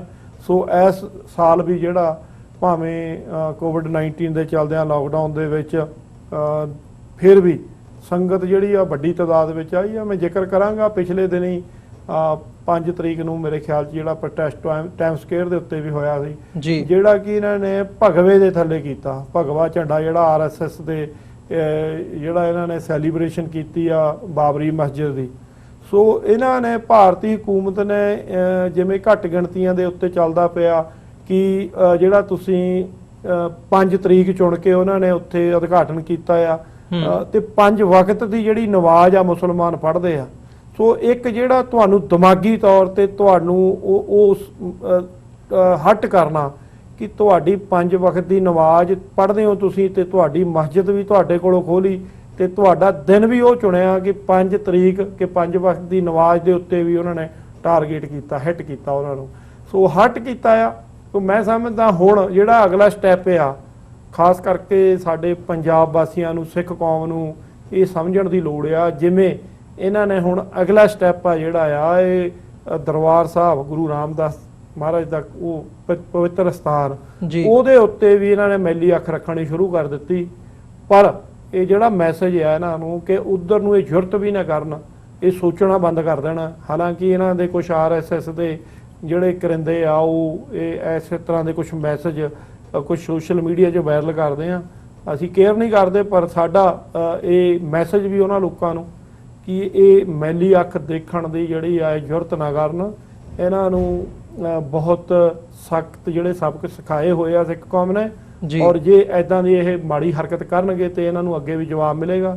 ਔਰ ਮੈਂ ਖਾਸ ਕਰਕੇ ਜਥੇਦਾਰ ਹਵਾਲਾ ਕਮੇਟੀ ਨੇ ਮੋਦੀ ਦੇ ਉਸ ਬਿਆਨ ਦੀ ਜਿਹੜੀ ਠੋਕ ਕੇ ਵਿਰੋਧਤਾ ਕੀਤੀ ਆ, ਪ੍ਰੋਟੈਸਟ ਹੋਇਆ ਆ ਪੰਜਾਬ ਦੇ ਵਿੱਚ ਕਿ ਤੁਸੀਂ ਜਿਹੜੀ ਇਹ ਗੱਲ ਕਹਿੰਦੇ ਹੋ ਕਿ ਗੋਬਿੰਦ ਰਮਾਇਣ ਮਹਾਰਾਜ ਦਸ਼ਮ ਪਾਤਸ਼ਾਹ ਜੀ ਦੇ ਨਾਲ ਜੋੜ ਕੇ ਜਾਂ ਪਟਨੇ ਦਾ ਸਾਬਕਾ ਇਕਬਾਲ ਸਿੰਘ ਜਿਹੜਾ ਉਹ ਕਹਿੰਦਾ ਹੈ ਕਿ ਅਸੀਂ ਲਵ ਕੁਸ਼ ਦੀ। ਸੋ ਅਸੀਂ ਉਸ ਗੱਲ ਦੇ ਉੱਤੇ ਵੀ ਸਟਰੋਂਗ ਮੈਸੇਜ ਦਿੱਤਾ, ਕੋਈ ਸਿੱਖ ਲਵ ਕੁਸ਼ ਦੀ ਔਲਾਦ ਨਹੀਂ ਹੈਗੇ। ਗੁਰੂ ਨਾਨਕ ਸਾਹਿਬ ਜੀ ਨੇ ਜਿਹੜਾ ਮਾਰਿਆ ਸਿੱਖਾ ਜਗਤ ਵਿੱਚ, ਨਾਨਕ ਨਿਰਮਲ ਪੰਥ ਚਲਾਇਆ। ਸੋ ਗੁਰੂ ਸਾਹਿਬ ਨੇ ਨਿਰਮਲ ਪੰਥ ਚਲਾਤਾ, ਇਹਦੇ ਵਿੱਚ ਕੋਈ ਲਵ ਕੁਸ਼ ਨਹੀਂ, ਕੋਈ ਰਮਾਇਣ ਦੀ ਗੱਲ ਨਹੀਂ ਹੈਗੀ। ਸੋ ਗੁਰੂ ਸਾਹਿਬ ਜੀ ਦੇ ਤਾਂ ਜਿਹੜੇ ਸ਼ਬਦ ਆ ਮਹਾਰਾਜ ਦਸ਼ਮ ਪਾਤਸ਼ਾਹ ਦੇ, ਉਹ ਬਿਲਕੁਲ ਰਾਮ ਰਹੀਮ ਕੁਰਾਨ ਇਹ ਕਹੇ ਮਤ ਏਕ ਨਾ ਮੰਨ। ਸੋ ਇਦਾਂ ਦੇ ਸ਼ਬਦ ਗੁਰੂ ਸਾਹਿਬ ਦੀ ਬਾਣੀ ਦੇ ਵਿੱਚੋਂ ਸਾਨੂੰ ਮਿਲਦੇ ਆ। ਸੋ ਇਹ ਗੱਲਾਂ ਕਰਦੇ ਆ ਕਿ ਉਹਦੇ ਉੱਤੇ ਵੀ ਜਵਾਬ ਜਿਹੜਾ ਜਥੇਦਾਰ ਹਵਾਲਾ ਕਮੇਟੀ ਨੇ ਸਟਰੋਂਗ ਮੈਸੇਜ ਜਿਹੜਾ ਪ੍ਰੋਟੈਸਟ ਕਰਕੇ ਪੰਜਾਬ ਦੀ ਧਰਤੀ ਤੋਂ ਬ੍ਰਾਹਮਣਵਾਦੀ ਹਕੂਮਤ ਨੂੰ ਜਿਹੜਾ ਦਿੱਤਾ। ਜੀ ਮਨਪ੍ਰੀਤ ਸਿੰਘ ਜੀ, ਮੈਂ ਤੁਹਾਡੇ ਵੱਲ ਆਵਾਂ। ਇਸ ਸਾਰੇ ਪਾਰਟ ਨੂੰ ਜਦੋਂ ਅਸੀਂ ਦੇਖ ਰਹੇ ਹਾਂ ਤਾਂ ਇੱਥੇ ਇੱਕ ਸਵਾਲ ਬਣਦਾ ਹੈ ਜਿਹੜਾ ਮੇਰੇ ਜ਼ਿਹਨ ਦੇ ਵਿੱਚ ਆ ਰਿਹਾ ਵੀ ਠੀਕ ਹੈ, ਇੱਕ ਮੈਸੇਜ ਵੀ ਗਿਆ ਹਕੂਮਤ ਨੂੰ ਵੀ, ਅਦਰਵਾਈਜ਼ ਵੀ ਪ੍ਰੋਟੈਸਟ ਥਾਂ ਦੇ ਉੱਤੇ ਹੋਏ ਆ, ਤੇ ਇੱਕ ਰੌਲਾ ਮੀਡੀਆ ਦੇ ਵਿੱਚ ਵੀ ਪਿਆ ਜਦੋਂ ਅਸੀਂ ਇਹਨਾਂ ਸਾਰੀਆਂ ਘਟਨਾਵਾਂ ਦਾ ਜ਼ਿਕਰ ਕਰ ਰਹੇ ਹਾਂ ਇਹਨਾਂ ਸਾਰੇ ਦਿਨਾਂ ਦੇ ਵਿੱਚ। ਪਰ ਜਿਹੜੀ ਇੱਕ ਸੀਰੀਅਸਨੈਸ ਹੁੰਦੀ ਹੈ ਇਹ ਸਾਰੇ ਪਾਰਟ ਦੀ, ਕਿ ਸੀਰੀਅਸਨੈਸ ਦੇ ਇੱਕ ਡਿਬੇਟ ਹੁੰਦੀ ਹੈ ਜਿਹਦੇ ਤੇ ਇਵੈਂਚੁਅਲੀ ਤੁਹਾਡੀ ਜਿਹੜੀ ਆਈਡੀਓਲੋਜੀ ਹੈ ਵਿਚਾਰਧਾਰਕ ਤੌਰ ਤੇ ਉਹ ਅੱਗੇ ਬਣਦੀ ਹੈ ਤੇ ਅੱਗੇ ਤੁਰਦੀ ਹੈ। ਸੋ ਕੀ ਸਮਝਦੇ ਹੋ ਹਿੰਮਤ ਸਿੰਘ ਜੀ ਵੀ ਉਹ ਜਿਹੜਾ ਸੀਰੀਅਸਨੈਸ ਦਾ ਪਾਰਟ ਹੈ ਉਹ ਗਰਾਊਂਡ ਲੈਵਲ ਤੇ ਸਿੱਖਾਂ ਦੇ ਵਿੱਚ ਨਜ਼ਰ ਆਉਂਦਾ? ਦੇਖੋ ਜੀ, ਸੀਰੀਅਸਨੈਸ ਦਾ ਇੱਕ ਗੱਲ ਅਸੀਂ ਮਹਿਸੂਸ ਜ਼ਰੂਰ ਕਰਦੇ ਹਾਂ ਕਿ ਸਾਨੂੰ ਜਿਹੜਾ ਆ ਉਹ ਥੋੜ੍ਹਾ ਜਿਹਾ ਦੇਖਣਾ ਪਏਗਾ ਜਿਹੜੀਆਂ ਸਾਡੀਆਂ ਸਿੱਖ ਜਥੇਬੰਦੀਆਂ ਆ, ਭਾਵੇਂ ਕਿ ਉਹ ਸਮੇਂ-ਸਮੇਂ 'ਤੇ ਆਪਣੇ ਪ੍ਰੋਟੈਸਟ ਜਿਹੜੇ ਆ, ਭਾਵੇਂ ਉਹ ਇਹ 26 ਜਨਵਰੀ ਦਾ ਸੈਲੀਬ੍ਰੇਸ਼ਨ ਹੋਵੇ ਜਾਂ 15 ਅਗਸਤ ਦਾ ਹੋਵੇ, ਜਾਂ ਸਾਡਾ ਉਹ ਕਾਲਾ ਦਿਨ ਜਦੋਂ ਦਰਬਾਰ ਸਾਹਿਬ ਤੇ ਇਹਨਾਂ ਨੇ ਅਟੈਕ ਕੀਤਾ ਭਾਰਤੀ ਹਕੂਮਤ ਨੇ, ਉਸ ਵੇਲੇ ਜਿਹੜਾ ਵਿਰੋਧ ਦਰਜ ਆ ਜਾਂ ਉਹਨਾਂ ਗੱਲਾਂ ਦਾ ਵਿਰੋਧ ਆ ਜਾਂ ਭਾਰਤੀ ਹਕੂਮਤ ਦੇ ਕਾਲੇ ਕਾਰਨਾਮਿਆਂ ਦਾ ਵਿਰੋਧ ਆ, ਉਹ ਅਲੱਗ-ਅਲੱਗ ਸਮਿਆਂ ਤੇ ਸਟਰੋਂਗ ਰੂਪ ਦੇ ਵਿੱਚ ਦਿੰਦੇ ਆ।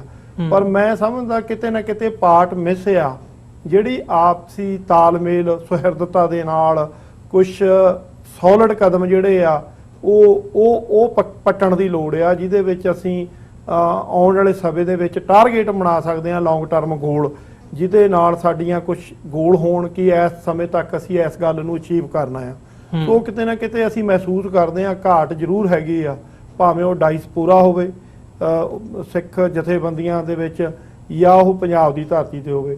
ਪਰ ਉਹਦੇ ਵਿੱਚ ਸਾਨੂੰ ਇਹ ਵੀ ਬਿਲਕੁਲ ਘਬਰਾਉਣ ਦੀ ਲੋੜ ਨਹੀਂ ਕਿ ਕੰਮ ਨਹੀਂ ਹੋ ਰਿਹਾ। ਉਸ ਪਾਰਟ ਦੇ ਉੱਤੇ ਵੀ ਸਿੱਖ ਜਥੇਬੰਦੀਆਂ, ਖਾਸ ਕਰਕੇ ਅਸੀਂ ਵਰਲਡ ਸਿੱਖ ਪਾਰਲੀਮੈਂਟ ਵੱਲੋਂ ਇਸ ਗੱਲ ਦੇ ਉੱਤੇ ਤਵੱਜੋ ਦਿੰਦੇ ਹਾਂ ਕਿ ਆਉਣ ਵਾਲੇ ਸਮੇਂ ਦੇ ਵਿੱਚ ਹੌਲੇ ਸਟੈਪ ਬਾਈ ਸਟੈਪ, ਖਾਸ ਕਰਕੇ ਜਿਹੜੇ ਸਾਡੇ ਸਿੱਖ ਨੌਜਵਾਨ ਬੱਚੇ ਬੱਚੀਆਂ, ਅਸੀਂ ਉਹਨਾਂ ਨੂੰ ਅੱਗੇ ਲਿਆਈਏ। ਉਹਨਾਂ ਕੋਲ ਇਹਨਾਂ ਕੰਟਰੀਆਂ ਦੀ ਐਜੂਕੇਸ਼ਨ ਆ, ਬੈਟਰ ਤਰੀਕੇ ਦੇ ਨਾਲ ਉਹ ਗੱਲਾਂ ਐਕਸਪਲੇਨ ਕਰ ਸਕਦੇ ਆ। ਕੁਝ ਕੰਕਰੀਟ ਜਿਹੜੇ ਸੋਲਿਡ ਬਲੂਪ੍ਰਿੰਟ ਸਾਡੇ ਬਣਨ, ਵੀ ਅਲੱਗ-ਅਲੱਗ ਪ੍ਰੋਜੈਕਟ ਜਿਹੜੇ ਆ ਜਿਨ੍ਹਾਂ ਦੇ ਉੱਤੇ ਅਸੀਂ ਕੰਮ ਕਰ ਸਕੀਏ। ਤਾਂ ਕਿ ਅਸੀਂ ਆਪਣੇ ਗੋਲ ਨੂੰ ਸ਼ਾਰਟ ਟਾਈਮ ਦੇ ਵਿੱਚ ਅਚੀਵ ਕਰ ਸਕੀਏ। ਜੀ ਮਨਪ੍ਰੀਤ ਸਿੰਘ ਜੀ, ਤੁਸੀਂ ਕੀ ਸਮਝਦੇ ਹੋ ਵੀ ਜਿਹੜੀ ਇਹ ਸਾਰਾ ਘਟਨਾਕ੍ਰਮ ਵਾਪਰ ਰਿਹਾ ਹੈ, ਜਿਵੇਂ ਮੇਰਾ ਸਵਾਲ ਵੀ ਸੀ ਵੀ ਮੈਸੇਜ ਜ਼ਰੂਰ ਗਿਆ, ਵਿਰੋਧ ਜ਼ਰੂਰ ਹੋਇਆ ਤੇ ਮੀਡੀਆ ਦੇ ਵਿੱਚ ਵੀ ਅਦਰਵਾਈਜ਼ ਵੀ ਇੱਕ ਰੌਲਾ ਜ਼ਰੂਰ ਪਿਆ, ਪਰ ਕਿਤੇ ਨਾ ਕਿਤੇ ਜਿਹੜੀ ਇੱਕ ਸੀਰੀਅਸਨੈਸ ਹੁੰਦੀ ਹੈ ਜਾਂ ਆਈਡੀਓਲੋਜੀਕਲ ਡਿਬੇਟ ਹੁੰਦੀ ਹੈ ਜਾਂ ਇਹ ਕਹਿ ਲਓ ਵੀ ਧਰਾਤਲ ਤੇ ਗਰਾਊਂਡ ਲੈਵਲ ਦੇ ਉੱਤੇ ਕੀ ਉਹ ਨਜ਼ਰ ਆਉਂਦਾ ਹੈ ਸਿੱਖਾਂ ਦੇ ਵਿੱਚ ਕਿ ਆਉਣ ਵਾਲੇ ਸਮੇਂ ਦੇ ਵਿੱਚ ਅਸੀਂ ਇਹ ਸਾਰੇ ਪਾਰਟ ਦੇ ਵਿੱਚੋਂ ਕੁਝ ਕੱਢ ਸਕੀਏ, ਜਾਂ ਫਿਰ ਇਹ ਜਸਟ ਇੱਕ ਰੌਲੇ ਰੱਪੇ ਤੱਕ ਹੀ ਸੀਮਤ ਰਹਿ ਜਾਊਗਾ? ਨਹੀਂ ਦੇਖੋ ਭਾਜੀ, ਜਦੋਂ ਪ੍ਰੋਟੈਸਟ ਹੁੰਦੇ ਨੇ ਮੈਨੂੰ ਇਦਾਂ ਲੱਗਦਾ ਵੀ ਜਿਹੜਾ ਸਾਡੇ ਸ਼ਹੀਦਾਂ ਨੇ ਜਿਸ ਚੀਜ਼ ਲਈ ਆਪਣਾ ਖੂਨ ਡੋਲਿਆ, ਜਿਸ ਆਪਰੇਸ਼ਨ ਦੇ ਨਾਲ ਲੜਦੇ ਹੋਏ ਉਹਨਾਂ ਨੇ ਆਪਣੇ ਘਰ-ਬਾਰ ਤਬਾਹ ਕੀਤੇ, ਉਹਨਾਂ ਨੇ ਆਪਣੇ ਘਰ-ਬਾਰ, ਮੈਂ ਤਬਾਹ ਨਹੀਂ ਕਹਾਂਗਾ, ਕੌਮ ਦੀ ਭੇਂਟ ਚੜਾ ਦਿੱਤੇ। ਅਸੀਂ ਸਾਰੇ ਜਾਣਦੇ ਹਾਂ ਕਿ ਕਿੰਨੀਆਂ ਮੁਸ਼ਕਿਲਾਂ ਤੋਂ ਸਾਡੇ ਸਿੰਘਾਂ ਨੂੰ ਗੁਜ਼ਰਨਾ ਪਿਆ, ਔਰ ਉਹ ਸਾਰਾ ਕੁਝ ਜੋ ਵਰਤਾਰਾ ਹੋਇਆ ਉਹ ਕਦੀ ਅਜਾਈ ਨਹੀਂ ਜਾ ਸਕਦਾ, ਉਹ ਕਦੀ ਵੇਸਟ ਨਹੀਂ ਜਾ ਸਕਦਾ। ਹਾਂ, ਅਸੀਂ ਜ਼ਰੂਰ ਇੱਕ ਮੌਕਾ ਖੁੰਝਾ ਗਏ ਹਾਂ, ਅਸੀਂ ਕੁਛ ਇੱਕ ਲੜਾਈਆਂ ਹਾਰੇ ਹਾਂ ਪਰ ਜੰਗ ਨਹੀਂ ਹਾਰੇ ਤੇ ਨਾ ਹੀ ਕਦੀ ਹਾਰਨਾ ਹੈ, ਕਿਉਂਕਿ ਮਹਾਰਾਜ ਦਾ ਓਟ ਆਸਰਾ ਲੈ ਕੇ ਅਸੀਂ ਸਰਬੱਤ ਦੇ ਭਲੇ ਦੇ ਸਿਧਾਂਤਾਂ ਦੇ ਅਨੁਸਾਰ ਸਿਰਫ ਤੇ ਸਿਰਫ ਆਪਣੇ ਹੱਕ ਸੱਚ ਦੀ ਲੜਾਈ ਲੜ ਰਹੇ ਹਾਂ। ਇਹ ਜਿਹੜੇ ਪ੍ਰੋਟੈਸਟ ਹੁੰਦੇ ਨੇ ਇਹ ਉਸ ਦੀਵੇ ਨੂੰ ਬਲਦਾ ਰੱਖਦੇ ਨੇ, ਜਿਸ ਦੀਵੇ ਨੂੰ ਕਿਸੇ ਤੇਲ ਦੇ ਨਾਲ ਜਾਂ ਘਿਓ ਦੇ ਨਾਲ ਨਹੀਂ, ਸਾਡੇ ਸ਼ਹੀਦਾਂ ਨੇ ਆਪਣੇ ਖੂਨ ਦੇ ਨਾਲ ਜਿਹੜਾ ਉਹਨੂੰ ਜਿੰਦਾ ਰੱਖਿਆ। ਇਹ ਜਿਹੜੇ ਪ੍ਰੋਟੈਸਟ ਨੇ ਇਹ ਸਾਡੇ ਆਉਣ ਵਾਲੇ ਬੱਚਿਆਂ ਦੇ ਅੰਦਰ ਇੱਕ ਅਵੇਅਰਨੈਸ ਦਾ ਕੰਮ ਕਰਦੇ ਨੇ। ਸੋ ਇਹ ਜਿਹੜਾ ਜੋ ਕੁਝ ਹੋਇਆ ਜਾਂ ਜੋ ਕੁਝ ਪੰਜਾਬ ਦੇ ਵਿੱਚ ਹੋਇਆ, ਜਿਸ ਤਰ੍ਹਾਂ ਤੁਸੀਂ ਦੱਸਿਆ ਵੀ ਉੱਥੇ ਵੀ ਮਾਰਚ ਕੱਢਿਆ ਗਿਆ, ਪ੍ਰੋਟੈਸਟ ਕੀਤਾ ਗਿਆ, ਪਰ ਤੁਸੀਂ ਇੱਕ ਗੱਲ ਵੇਖੋ ਕਿ ਕੌਣ ਬੰਦਾ UAPA ਦਾ ਐਕਟ ਹੋਣ ਦੇ ਬਾਵਜੂਦ, ਤੁਸੀਂ ਸੋਚ ਕੇ ਵੇਖੋ, ਐਡੀ ਸਖਤਾਈ ਹੋਣ ਦੇ ਬਾਵਜੂਦ, ਕਰੋਨਾ ਦੀਆਂ ਰੈਸਟ੍ਰਿਕਸ਼ਨ ਹੋਣ ਦੇ ਬਾਵਜੂਦ, ਔਰ ਕੈਪਟਨ ਦੀ ਟੀਮ ਹੋਵੇ ਪੰਜਾਬ ਦੇ ਵਿੱਚ ਜਿਹੜੀ ਕਿ ਮਸ਼ਹੂਰ ਹੈ ਕਿ ਉਹਨੇ ਸਿੱਖਾਂ ਦਾ ਜਿਹੜਾ ਉਸ ਪਾਰਟੀ ਤੋਂ ਬਿਲੋਂਗ ਕਰਦੀ ਜਿਨ੍ਹਾਂ ਨੇ ਸਿੱਖਾਂ ਦਾ, ਮੈਂ ਮੰਨਦਾ ਵੀ, ਨਰਸੰਹਾਰ ਕੀਤਾ, ਜਿਸ ਪਾਰਟੀ ਨੇ, ਜੇ ਅੱਜ ਬੇਸਿਕਲੀ ਤੌਰ ਤੇ ਦੇਖੀਏ, ਇੰਨੇ ਆਪਰੇਸ਼ਨ, ਇੰਨੇ ਜ਼ਿਆਦਾ ਵਿਰੋਧ ਦੇ ਬਾਵਜੂਦ, ਇੰਨੀ ਜ਼ਿਆਦਾ ਸਖਤਾਈ ਦੇ ਬਾਵਜੂਦ ਤੁਸੀਂ ਸੋਚ ਕੇ ਵੇਖੋ ਉਸ ਨੌਜਵਾਨਾਂ ਦੀ ਕੀ ਸਾਈਕੀ ਹੋਏਗੀ ਜਿਨ੍ਹਾਂ ਨੇ ਉਹ ਸੈਸ਼ਨ ਕੋਰਟ ਦੇ ਉੱਤੇ ਖਾਲਸਾਈ ਨਿਸ਼ਾਨ ਸਾਹਿਬ ਚੜਾ ਦਿੱਤਾ ਜਾਂ DC ਦਫ਼ਤਰ ਦੇ ਉੱਤੇ ਨਿਸ਼ਾਨ ਸਾਹਿਬ ਚੜਾ ਦਿੱਤਾ। ਤੁਸੀਂ ਸੋਚ ਕੇ ਵੇਖੋ ਵੀ ਪੰਜਾਬ ਦੀ ਜਿਹੜੀ ਯੂਥ ਹੈ ਉਹ ਕਿੰਨੀ ਤਰਸਤ ਹੋਏਗੀ, ਪੰਜਾਬ ਦੀ ਜਿਹੜੀ ਯੂਥ ਹੈ ਉਹ ਕਿੰਨੀ ਜ਼ਿਆਦਾ, ਉਹਨੂੰ ਤਾਂ ਕਦੀ ਮੌਕਾ ਨਹੀਂ ਮਿਲਿਆ। ਅਸੀਂ ਬਹੁਤ ਕਹਿਣਾ ਬਹੁਤ ਸੌਖਾ ਹੈ ਜੀ ਖਾਲਿਸਤਾਨ ਦੀ ਉੱਥੇ ਕੋਈ ਗੱਲ ਨਹੀਂ, ਤੇ ਫਿਰ ਇਹ ਝੰਡੇ ਕੌਣ ਚਲਾ ਰਹੇ ਆ? ਜੇ ਕਹਿਣਾ ਸੌਖਾ ਜੀ ਖਾਲਿਸਤਾਨ ਦੀ ਕੋਈ ਗੱਲ ਨਹੀਂ, ਫਿਰ ਇਹ ਕੌਣ ਨੇ ਲੋਕ ਜਿਹੜੇ ਨਿਤ ਪੁਲਿਸ ਫੜ ਰਹੀ ਹੈ? ਕਿਉਂ ਫੜ ਰਹੀ ਹੈ? ਕਿਉਂ ਖਾਲਿਸਤਾਨ ਦੀ ਗੱਲ ਕਰਦੇ ਹੋਣਗੇ ਕਿਸੇ ਨਾ ਕਿਸੇ ਤਰੀਕੇ ਦੇ ਨਾਲ। ਦੇਖੋ ਇਹ ਗੱਲ ਹੈਗੀ ਹੈ ਕਿ ਸਾਡੇ ਸੁਭਾਅ ਦੇ ਵਿੱਚ ਹੈ ਕਿ ਜਿੰਨਾ ਸਾਨੂੰ ਦਬਾਇਆ ਜਾਏਗਾ ਉਨੀ ਫੋਰਸ ਦੇ ਨਾਲ ਅਸੀਂ ਉਸ ਆਪਰੇਸ਼ਨ ਦਾ ਸਾਹਮਣਾ ਕਰਾਂਗੇ। ਮੈਂ ਇਤਿਹਾਸ ਚੋਂ ਇੱਕ ਕੋਟ ਲੈ ਸਕਦਾ ਕਿ ਜਿੱਦਾਂ ਮੰਨੂ ਦੀ ਗੱਲ ਸੀਗੀ ਕਿ ਜਿਉਂ-ਜਿਉਂ ਮੰਨੂ ਵੜਦਾ ਅਸੀਂ ਦੂਣ ਸਵਾਏ ਹੋਏ, ਉਸੇ ਤਰੀਕੇ ਦੇ ਨਾਲ ਜਿੱਦਾਂ ਭਾਰਤ ਦੀ ਸਰਕਾਰ ਆਪਣਾ ਆਪਰੇਸ਼ਨ ਵਧਾ ਰਹੀ ਹੈ ਉਦੋਂ ਤਾਂ ਸਿੱਖ ਵੀ ਲੜਾਈ ਦਾ ਸਾਹਮਣਾ ਕਰ ਰਹੇ। ਹਾਂ, ਲੜਾਈ ਦੇ ਪੈਂਤਰੇ ਚੇਂਜ ਹੋ ਰਹੇ ਨੇ, ਲੜਾਈ ਦੀਆਂ ਸਟ੍ਰੈਟਜੀਆਂ ਚੇਂਜ ਹੋ ਰਹੀਆਂ ਨੇ, ਉਹਨਾਂ ਵੱਲੋਂ ਵੀ ਸਾਡੇ ਵੱਲੋਂ ਵੀ। ਅਸੀਂ ਵੀ ਹੁਣ ਹੌਲੀ-ਹੌਲੀ ਹੋਰ ਸਮਝਦਾਰ ਹੋ ਰਹੇ ਹਾਂ। ਪਰ ਇੱਕ ਗੱਲ ਤੁਸੀਂ ਇਹ ਵੇਖੋ ਕਿ ਜੇ ਅੱਜ ਵੀ ਸਾਨੂੰ ਖਤਰਾ ਹੈ ਤੇ ਖਤਰਾ ਸਿਰਫ ਉਸ ਕੌਮ ਨੂੰ ਹੁੰਦਾ ਹੈ, ਖਤਰਾ ਸਿਰਫ ਉਸ ਫਿਰਕੇ ਨੂੰ ਹੁੰਦਾ ਹੈ, ਖਤਰਾ ਸਿਰਫ ਉਹਨਾਂ ਲੋਕਾਂ ਨੂੰ ਹੁੰਦਾ ਹੈ ਜਿਨ੍ਹਾਂ ਦੇ ਕੋਲ ਕੋਈ ਕੀਮਤੀ ਚੀਜ਼ ਹੁੰਦੀ। ਸਿੱਖਾਂ ਦੇ ਕੋਲ ਅੱਜ ਵੀ ਉਹਨਾਂ ਨੂੰ ਪਤਾ ਹੈ ਕਿ ਸਿੱਖਾਂ ਕੋਲ ਉਹ ਸਪਿਰਿਟ ਹੈ।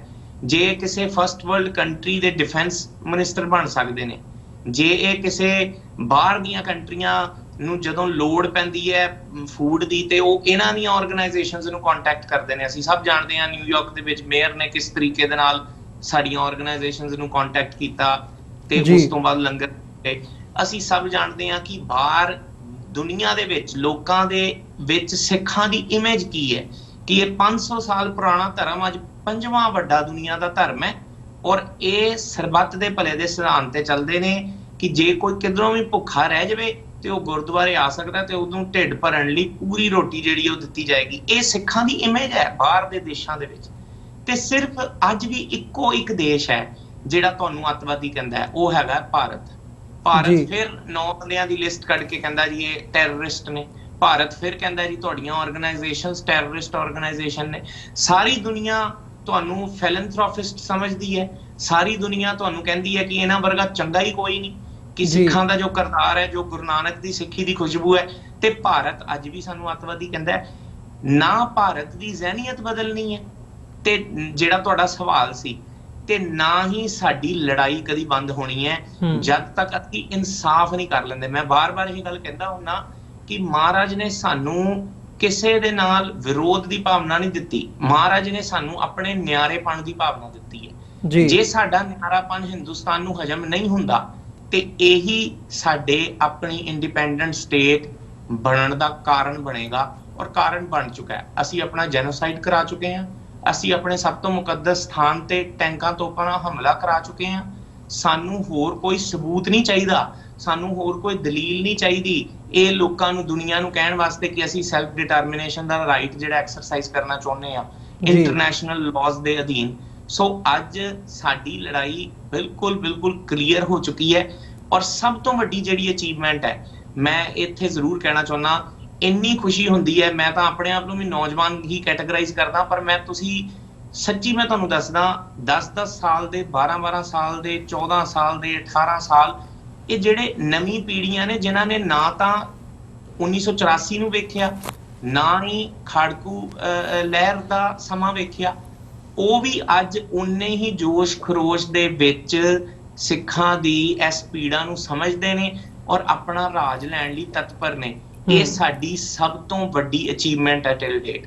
ਜਿਹੜੀ ਜਨਰੇਸ਼ਨ ਆਪਣੀ ਨੈਕਸਟ ਜਨਰੇਸ਼ਨ ਨੂੰ ਆਪਣੇ ਰਾਜ ਦਾ ਸੁਪਨਾ ਪਾਸ ਕਰ ਦਿੰਦੀ ਹੈ ਨਾ, ਉਹ ਜਨਰੇਸ਼ਨ ਸਕਸੈਸਫੁਲ ਹੋ ਜਾਂਦੀ ਹੈ। ਤੇ ਅੱਜ ਨਹੀਂ ਤੇ ਕੱਲ ਉਹ ਆਪਣਾ ਆਜ਼ਾਦ ਖਿੱਤਾ ਬਣਾ ਕੇ ਰਹਿੰਦੇ ਨੇ। ਔਰ ਸਾਡਾ ਆਜ਼ਾਦ ਖਿੱਤਾ ਕਿਸੇ ਕੌਮ ਦੇ ਤਾਤ ਪਰਾਈ ਦੀ ਭਾਵਨਾ ਦੇ ਵਿੱਚੋਂ ਨਹੀਂ ਨਿਕਲਦਾ। ਸਾਡਾ ਜਿਹੜਾ ਆਜ਼ਾਦ, ਜਿਹੜਾ ਆਪਣੀ ਹਸਤੀ ਦਾ ਜਿਹੜਾ ਇਹ ਸਾਰਾ ਸੁਪਨਾ ਹੈ, ਉਹ ਸਿਰਫ ਤੇ ਸਿਰਫ ਇੱਕੋ ਚੀਜ਼ ਚੋਂ ਨਿਕਲਦਾ ਹੈ, ਉਹ ਹੈਗਾ ਇਨਸਾਫ। ਅਸੀਂ ਇਨਸਾਫ ਕਰਨ ਵਾਲੇ ਬੰਦੇ ਆ, ਅਸੀਂ ਇਨਸਾਫ ਪ੍ਰਸਤ ਕੌਮ ਆ। ਤੇ ਦੂਸਰੀ ਜਿਹੜੀ ਕੌਮ ਜਿਸ ਦੇ ਨਾਲ ਸਾਡੀ ਲੜਾਈ ਚੱਲ ਰਹੀ ਹੈ, ਜਿਹੜੀ ਕਿ ਹੈ ਇੰਡੀਅਨ ਬਰੀਡ ਹੈ ਸੋ ਕਾਲਡ, ਉਹ ਅੱਜ ਵੀ ਕਹਿੰਦੀ ਹੈ, ਜਿੱਦਾਂ ਮੈਂ ਬਾਰ-ਬਾਰ ਐਗਜ਼ਾਮਪਲ ਦਿੰਦਾ ਕਿ ਜਦੋਂ ਪਾਰਲੀਮੈਂਟ ਦੇ ਜਿਹੜੇ ਕਨੈਟੀਕਟ ਦੇ ਵਿੱਚ ਸਵਰਨਜੀਤ ਸਿੰਘ ਜੀ ਨੇ ਜਦੋਂ ਉੱਥੇ ਪਾਰਲੀਮੈਂਟ ਦੇ ਵੱਲੋਂ ਇੱਕ ਯਾਦਗਾਰ ਬਣਾਈ ਜਿੱਥੇ ਸੰਤਾਂ ਦੀ ਫੋਟੋ ਲੱਗੀ ਸੀ, ਤੇ ਸੰਦੀਪ ਚੱਕਰਵਰਤੀ, ਕੈਥੀ ਆਸਟਨ ਜਿਹੜੀ ਕਿ ਸੈਨੇਟਰ ਹੈ, ਉਹਨੂੰ ਲਿਖਦਾ ਕਿ ਇਹਨਾਂ ਦਾ ਕੋਈ ਜੈਨੋਸਾਈਡ ਨਹੀਂ ਹੋਇਆ, ਇਹ ਆਪਣੇ ਕਤਲੇਆਮ ਦੇ ਆਪ ਜ਼ਿੰਮੇਵਾਰ ਨੇ। ਮੈਂ ਕਹਿਣਾ ਚਾਹੁੰਦਾ ਕਿ ਅੱਜ ਦੀ ਸਿਵਲ ਸੁਸਾਇਟੀ ਦੇ ਵਿੱਚ, ਅੱਜ ਦੀ 21st ਸੈਂਚੁਰੀ ਦੇ ਵਿੱਚ ਕਦੀ ਤੁਸੀਂ ਕਿਸੇ ਬੰਦੇ ਨੂੰ ਇੰਨੀ ਹਾਰਸ਼ ਸਟੇਟਮੈਂਟ ਦਿੰਦੇ ਦੇਖੋਗੇ? ਅੱਜ ਵੀ ਹਿੰਦੁਸਤਾਨ ਦੀ ਜ਼ਹਿਨੀਅਤ ਇਹੀ ਹੈ ਕਿ ਇਹ ਜਿਹੜੇ ਨੇ ਉਹਨਾਂ ਨੂੰ ਬਰਦਾਸ਼ਤ ਹੀ ਨਹੀਂ ਹੈ। ਇਹ ਕਲੈਸ਼ ਆਫ ਸਿਵਲਾਈਜੇਸ਼ਨ ਹੈ। ਮੈਂ ਇਹ ਗੱਲ ਕਹਿੰਦਾ ਹੁੰਦਾ, ਇਹ ਕਲੈਸ਼ ਆਫ ਸਿਵਲਾਈਜੇਸ਼ਨ ਹੈ, ਇਹ ਹੋਰ ਕੋਈ ਗੱਲ ਨਹੀਂ ਹੈਗੀ। ਇੱਕ ਪਾਸੇ ਤੁਹਾਡਾ ਵਿਕਸਿਤ ਸਿੱਖ ਧਰਮ ਹੈ ਜਿਸ ਵਿੱਚ ਤੁਸੀਂ ਗਰੀਬ ਦੇ ਮੂੰਹ ਦੇ ਵਿੱਚ ਰੋਟੀ ਪਾ ਰਹੇ ਹੋ, ਗਰੀਬ ਦਾ ਢਿੱਡ ਭਰ ਰਹੇ ਹੋ, ਤੇ ਦੂਜੇ ਪਾਸੇ ਇੱਕ 5000 ਸਾਲ ਪੁਰਾਣੀ ਘਟੀਆ ਸਭਿਅਤਾ ਹੈ ਜਿਹੜੀ ਅੱਜ ਵੀ ਪੱਥਰ ਨੂੰ ਦੁੱਧ ਪਿਆ ਰਹੀ ਹੈ। ਤੁਸੀਂ ਗਰੀਬ ਨੂੰ ਦੁੱਧ ਪਿਆ ਰਹੇ ਹੋ ਤੇ ਉਹ ਪੱਥਰ ਨੂੰ ਦੁੱਧ ਪਿਆ ਰਹੇ ਨੇ। ਇਹ ਦੋਵਾਂ ਸਿਵਲਾਈਜੇਸ਼ਨਸ ਦੇ ਵਿੱਚ ਕਦੀ ਵੀ ਜਿਹੜਾ ਹੈ ਉਹ ਪੀਸ ਨਹੀਂ ਹੋ ਸਕਦਾ। ਮਹਾਰਾਜ ਗੁਰੂ ਸਾਹਿਬ ਦੇ ਸ਼ਬਦ ਨੇ, ਬ੍ਰਾਹਮਣ ਗੁਰੂ ਹੈ ਜਗਤ ਕਾ, ਭਗਤਨ ਕਾ ਗੁਰ ਨਾਹੀਂ।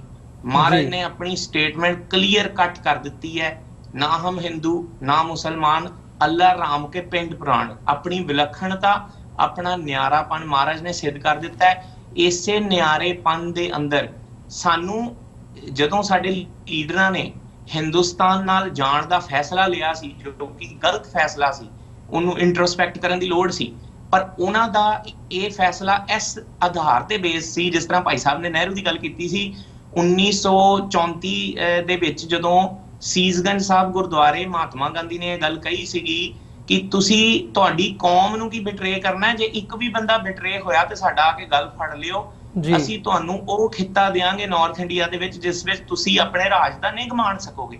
ਇਹਨਾਂ ਫੈਸਲਿਆਂ ਤੇ ਬੇਸਡ ਅਸੀਂ ਇੱਕ ਇਹ ਸੋਚਿਆ ਸੀ ਕਿ ਜਿਹੜਾ ਇੰਡੀਆ ਹੋਏਗਾ ਇੱਕ ਸੈਕੂਲੈਰਿਟੀ ਬੇਸਡ ਇੰਡੀਆ ਹੋਏਗਾ, ਇਹਦੇ ਵਿੱਚ ਇੱਕ ਫੈਡਰਲ ਸਟਰਕਚਰ ਹੋਏਗਾ, ਇਹ ਸਾਰੀਆਂ ਚੀਜ਼ਾਂ ਹੋਣਗੀਆਂ, ਪਰ ਇਹ ਕੁਝ ਵੀ ਨਹੀਂ ਹੋਇਆ, ਬਲਕਿ ਇਹਦੇ ਅਫਜ਼ਾਨੇ ਦੇ ਵਿੱਚ ਸਾਡੇ ਨਾਲ ਜੈਨੋਸਾਈਡ ਹੋਇਆ। ਫॉर ਗॉड ਸੇਕ ਅਸੀਂ ਇਹਨਾਂ ਲਈ 80% ਕੁਰਬਾਨੀਆਂ ਦੇ ਕੇ ਇਹ ਜਿਸ ਚੀਜ਼ ਨੂੰ ਆਪਣਾ 15 ਅਗਸਤ ਮਨਾਉਂਦੇ ਨੇ, ਇਹ 15 ਅਗਸਤ ਵਿੱਚ ਵੀ 80 ਤੋਂ 85% ਖੂਨ ਸਾਡਾ ਹੈ। ਇਸ 15 ਅਗਸਤ ਜਿਹਦੇ ਤੇ ਚੜ ਕੇ 15 ਅਗਸਤ ਮਨਾਉਂਦੇ ਨੇ, ਤੇ ਉਹਦੇ ਬਦਲੇ ਵਿੱਚ ਇਹਨਾਂ ਨੇ ਸਾਡੇ ਨਾਲ ਕੀ ਕੀਤਾ? ਸਾਡਾ ਹੀ ਜੈਨੋਸਾਈਡ ਕੀਤਾ। ਇਹ ਗਲਤੀ ਨਾ ਕਦੀ ਮਾਫ ਕੀਤੀ ਜਾ ਸਕਦੀ ਹੈ ਤੇ ਨਾ ਹੀ ਇਹਨੂੰ ਇਗਨੋਰ ਕੀਤਾ ਜਾ ਸਕਦਾ ਹੈ। ਇਹ ਸਾਡੀ ਰਾਜ ਦੀਆਂ ਨੀਹਾਂ ਦੇ ਵਿੱਚ ਸਾਡਾ ਖੂਨ ਹੁਣ ਡੁੱਲ ਚੁੱਕਾ ਹੈ। ਇਸ ਰਾਜ ਦੀ ਨੀਹਾਂ ਰੱਖੀਆਂ ਜਾ ਚੁੱਕੀਆਂ ਨੇ। ਇਹ ਇੰਡੀਪੈਂਡੈਂਟ ਸਟੇਟ ਹੁਣ ਕਦੀ ਨਾ ਕਦੀ ਜ਼ਰੂਰ ਬਣ ਕੇ ਰਹੇਗੀ। ਔਰ ਮੈਨੂੰ ਬੜੀ ਖੁਸ਼ੀ ਹੁੰਦੀ ਹੈ ਜਦੋਂ ਮੈਂ ਪ੍ਰੋਟੈਸਟਾਂ ਤੇ ਵੇਖਦਾ ਕਿ 8 ਸਾਲ ਦੀ ਉਮਰ ਤੋਂ ਲੈ ਕੇ 80 ਸਾਲ ਦੀ ਉਮਰ ਤੱਕ ਦੇ ਜਿਹੜੇ ਸਾਡੇ ਸਿੱਖ ਨੇ, ਬੱਚੇ, ਬੁੱਢੇ, ਬੀਬੀਆਂ, ਭੈਣਾਂ, ਮਾਵਾਂ, ਇਹ ਸਾਰੇ ਰਲ ਕੇ ਇੱਕੋ ਆਵਾਜ਼ ਦੇ ਵਿੱਚ ਇਹੀ ਗੱਲ ਕਹਿੰਦੇ ਨੇ ਕਿ ਸਾਨੂੰ ਆਪਣੀ ਆਜ਼ਾਦੀ ਚਾਹੀਦੀ ਹੈ। ਆਜ਼ਾਦੀ ਤੋਂ ਘੱਟ ਹੁਣ ਅਸੀਂ ਜੀ ਨਹੀਂ ਸਕਦੇ। ਜੀ ਮਨਪ੍ਰੀਤ ਸਿੰਘ ਜੀ, ਮੈਂ ਜਾਂਦੇ ਜਾਂਦੇ ਇੱਕ ਸਵਾਲ ਤੁਹਾਡੇ ਕੋਲੋਂ ਜ਼ਰੂਰ ਪੁੱਛਣਾ ਚਾਹੂੰਗਾ। ਜਿਵੇਂ ਇਹ ਸਾਰੇ ਪਾਰਟ ਦਾ ਤੁਸੀਂ ਵੀ ਜਿਵੇਂ ਜ਼ਿਕਰ ਕੀਤਾ ਵੀ ਪੰਜਾਬ ਦੇ ਵਿੱਚ ਖਾਲਿਸਤਾਨ ਦੀ ਗੱਲ ਕਿਉਂ ਨਹੀਂ ਹੁੰਦੀ, ਜਦੋਂ ਗਵਰਨਮੈਂਟ ਰਿਐਕਟ ਕਰਦੀ ਹੈ ਤੇ ਇਹਦਾ ਮਤਲਬ ਗੱਲ ਹੁੰਦੀ ਹੈ। ਸੋ ਕਈ ਤਰ੍ਹਾਂ ਦੀਆਂ ਜਿਹੜੀਆਂ ਡਿਬੇਟਸ ਨੇ ਉਹ ਸਿੱਖਾਂ ਦੇ ਵਿੱਚ ਆਪਸੀ ਤੌਰ ਤੇ ਵੀ ਹੁੰਦੀਆਂ ਨੇ। ਬਾਹਰ ਵਾਲੇ ਕਹਿੰਦੇ, ਸਾਨੂੰ ਕੁਐਸਚਨ ਕੀਤਾ ਜਾਂਦਾ ਜੀ ਪੰਜਾਬ ਦੇ ਵਿੱਚ ਨਹੀਂ ਗੱਲ ਹੁੰਦੀ। ਉੱਥੇ ਵਾਲੇ ਜਿਹੜੇ ਹੁੰਦੇ ਆ ਉਹ ਕਹਿੰਦੇ ਆ ਜੀ ਬਾਹਰ ਤੁਸੀਂ ਗੱਲ ਕਰਦੇ ਹੋ ਤੇ ਜੇ ਬਾਹਰ ਤੁਸੀਂ ਆਵਾਜ਼ ਚੁੱਕਦੇ ਹੋ ਤੇ ਛਿੱਤਰ ਸਾਡੇ ਇੱਥੇ ਪੈਂਦੇ ਆ। ਸੋ ਇਦਾਂ ਦੀਆਂ ਕਈ ਜਿਹੜੀਆਂ ਦੋ ਫਾੜ ਵੀ ਕਰਦੀਆਂ ਨੇ ਡਾਇਸਪੋਰਾ ਨੂੰ ਤੇ ਪੰਜਾਬ ਦੇ ਵਿੱਚ ਜਿਹੜੇ ਬੈਠੇ ਆ ਇਸ ਵਕਤ ਉਹਨਾਂ ਨੂੰ। ਸੋ ਜੇ ਇੱਥੇ ਰੋਲ ਦੇਖਣਾ ਹੋਵੇ ਵੀ ਡਾਇਸਪੋਰਾ ਦਾ ਕੀ ਰੋਲ ਹੈ ਤੇ ਪੰਜਾਬ ਦੇ ਵਿੱਚ ਵਸਦਿਆਂ ਦਾ ਕੀ ਰੋਲ ਹੈ ਤੇ ਉਹ ਕੀ ਬਣਦਾ ਤੁਹਾਡੇ ਮੁਤਲਕ, ਤੇ ਇਹਦੇ ਵਿੱਚ ਮੈਂ ਥੋੜੇ ਸ਼ਬਦਾਂ ਦੇ ਵਿੱਚ ਤੁਹਾਡਾ ਚਾਹੂੰਗਾ ਜਵਾਬ।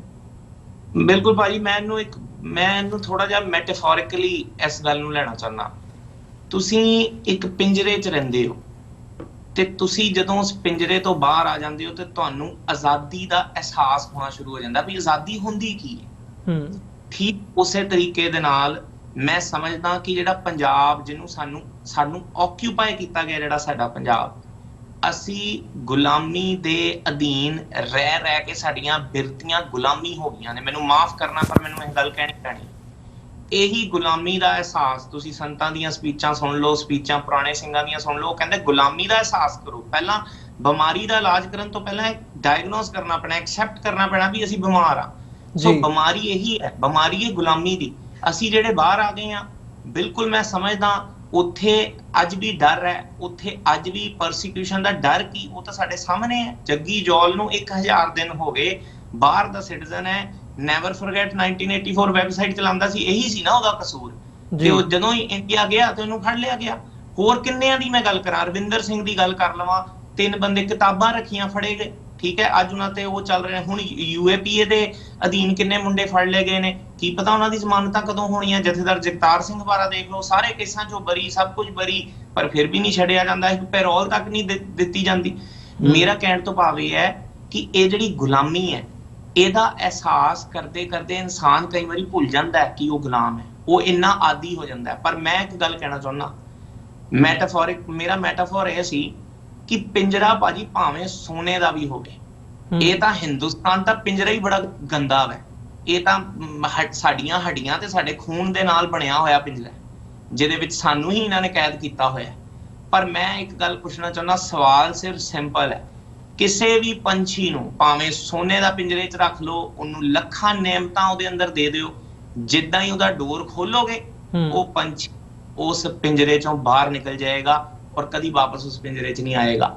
ਠੀਕ ਉਸੇ ਤਰੀਕੇ ਦੇ ਨਾਲ ਮੇਰੇ ਪੰਜਾਬੀ ਭਰਾਵਾਂ ਦੀ ਗੱਲ ਹੈਗੀ ਹੈ। ਜਿਸ ਦਿਨ ਉਹਨਾਂ ਦੇ ਕੋਲ ਆਪਸ਼ਨ ਹੋਏਗੀ ਕਿ ਉਹ ਆਜ਼ਾਦੀ ਮੰਨਣਾ ਚਾਹੁੰਦੇ ਨੇ ਕਿ ਭਾਰਤ ਦੀ ਗੁਲਾਮੀ ਸਹਿਣਾ ਚਾਹੁੰਦੇ ਨੇ, ਉਸ ਦਿਨ ਪੁੱਛਾਂਗੇ, ਉਸ ਦਿਨ ਲੋਕਾਂ ਨੂੰ ਪੁੱਛਾਂਗੇ ਕਿ ਖਾਲਿਸਤਾਨ ਦੀ ਗੱਲ ਹੈਗੀ ਹੈ ਕਿ ਨਹੀਂ। ਉਸ ਦਿਨ ਲੋਕਾਂ ਨੂੰ ਪੁੱਛਾਂਗੇ ਕਿ ਇੱਕ ਵਾਰੀ ਯੂਨਾਈਟਿਡ ਨੇਸ਼ਨ ਦੀਆਂ ਲਾਓ ਪੀਸ ਕੀਪਿੰਗ ਫੋਰਸਿਸ, ਤੇ ਫਿਰ ਇੱਕ ਵਾਰੀ ਪਤਾ ਕਰ ਲਓ ਲੋਕੀ ਕੀ ਚਾਹੁੰਦੇ ਨੇ, ਤੁਹਾਨੂੰ ਜਵਾਬ ਮਿਲ ਜਾਏਗਾ। ਤੁਹਾਨੂੰ ਸਾਰਿਆਂ ਨੂੰ ਜਵਾਬ ਮਿਲ ਜਾਏਗਾ ਜਿਹੜੇ ਕਹਿੰਦੇ ਨੇ। ਮੈਂ ਇੱਕ ਗੱਲ ਇੱਥੇ ਇੱਕ ਹੋਰ ਗੱਲ ਰੱਖਣਾ ਚਾਹੁੰਦਾ ਭਾਜੀ, 1.5 ਲੱਖ ਤੋਂ 2.5 ਲੱਖ ਨੌਜਵਾਨੀ ਐਸਟੀਮੇਟ ਹੈ ਪੰਜਾਬ ਦੀ ਸ਼ਹੀਦ ਕੀਤੀ ਗਈ ਹੈ, ਸਿੱਖਾਂ ਦੀ ਸ਼ਹੀਦ ਕੀਤੀ ਗਈ ਹੈ। ਇਹ 2.5 ਲੱਖ ਬੰਦੇ ਜੇ ਇਹਨਾਂ ਦੇ 10 ਪਰਿਵਾਰ ਦੇ ਜੀ ਵੀ ਮੰਨੀਏ ਨਾ ਤੇ 25 ਲੱਖ ਬੰਦਾ ਤਾਂ ਇਹੀ ਹੋ ਜਾਂਦਾ ਹੈ। ਉਹ ਜਿਨ੍ਹਾਂ ਨੇ ਆਪਣਾ ਪੁੱਤ ਦੇ ਦਿੱਤਾ, ਜਿਨ੍ਹਾਂ ਨੇ ਆਪਣੇ ਸਿਰ ਦਾ ਸੁਹਾਗ ਦੇ ਦਿੱਤਾ, ਜਿਨ੍ਹਾਂ ਨੇ ਆਪਣੀ ਕੁੱਖ ਦਾ ਹੀਰਾ ਦੇ ਦਿੱਤਾ, ਜੇ ਉਹ ਕੌਮ ਨੂੰ ਇਹ ਦੇ ਸਕਦੇ ਨੇ ਤੇ ਤੁਸੀਂ ਸਾਨੂੰ ਅੱਜ ਇਹ ਕਹਿੰਦੇ ਹੋ ਵੀ ਉਹਨਾਂ ਦੇ ਘਰ ਦੇ ਆਜ਼ਾਦ ਨਹੀਂ ਹੋਣਾ ਚਾਹਣਗੇ ਜਾਂ ਉਹ ਲੋਕ ਆਜ਼ਾਦ ਨਹੀਂ ਹੋਣਾ ਚਾਹੁੰਦੇ। ਨਹੀਂ ਭਾਜੀ, ਇਹ ਸਿਰਫ ਤੇ ਸਿਰਫ ਇੰਡੀਅਨ ਗਵਰਨਮੈਂਟ ਦਾ ਪ੍ਰੋਪੇਗੈਂਡਾ ਹੈ।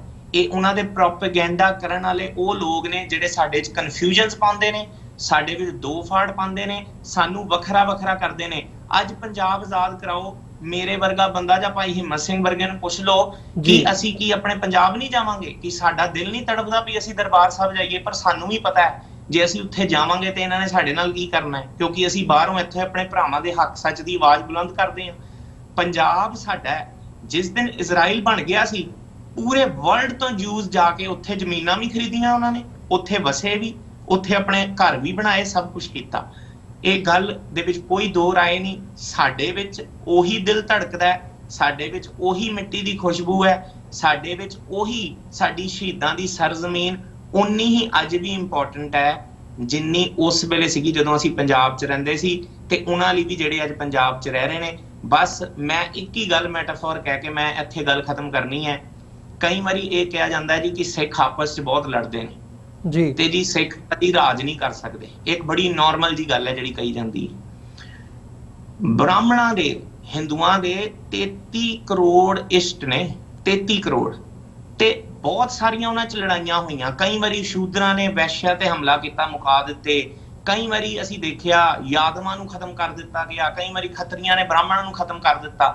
ਪਰ 1947 ਵਿੱਚ ਜਦੋਂ ਹਿੰਦੁਸਤਾਨ ਦੇ ਹਿੰਦੂਆਂ ਕੋਲ ਰਾਜ ਆ ਗਿਆ, ਉਹ ਆਪਸ 'ਚ ਲੜੇ ਨਹੀਂ। ਫਿਰ ਮੁੜ ਕੇ ਉਹ ਆਪਸ 'ਚ ਨਹੀਂ ਲੜਦੇ। ਹੁਣ ਉਹ ਲੜਦੇ ਨੇ ਮਾਈਨੋਰਟੀਆਂ ਦੇ ਨਾਲ। ਤੇ ਇੱਕ ਵਾਰੀ ਮੈਂ ਇੱਕ ਸਿੰਘ ਨੂੰ ਪੁੱਛਿਆ ਵੀ, ਮੈਂ ਕਿਹਾ ਵੀ ਇਹ ਕੀ ਗੱਲ ਕੀ ਹੈ?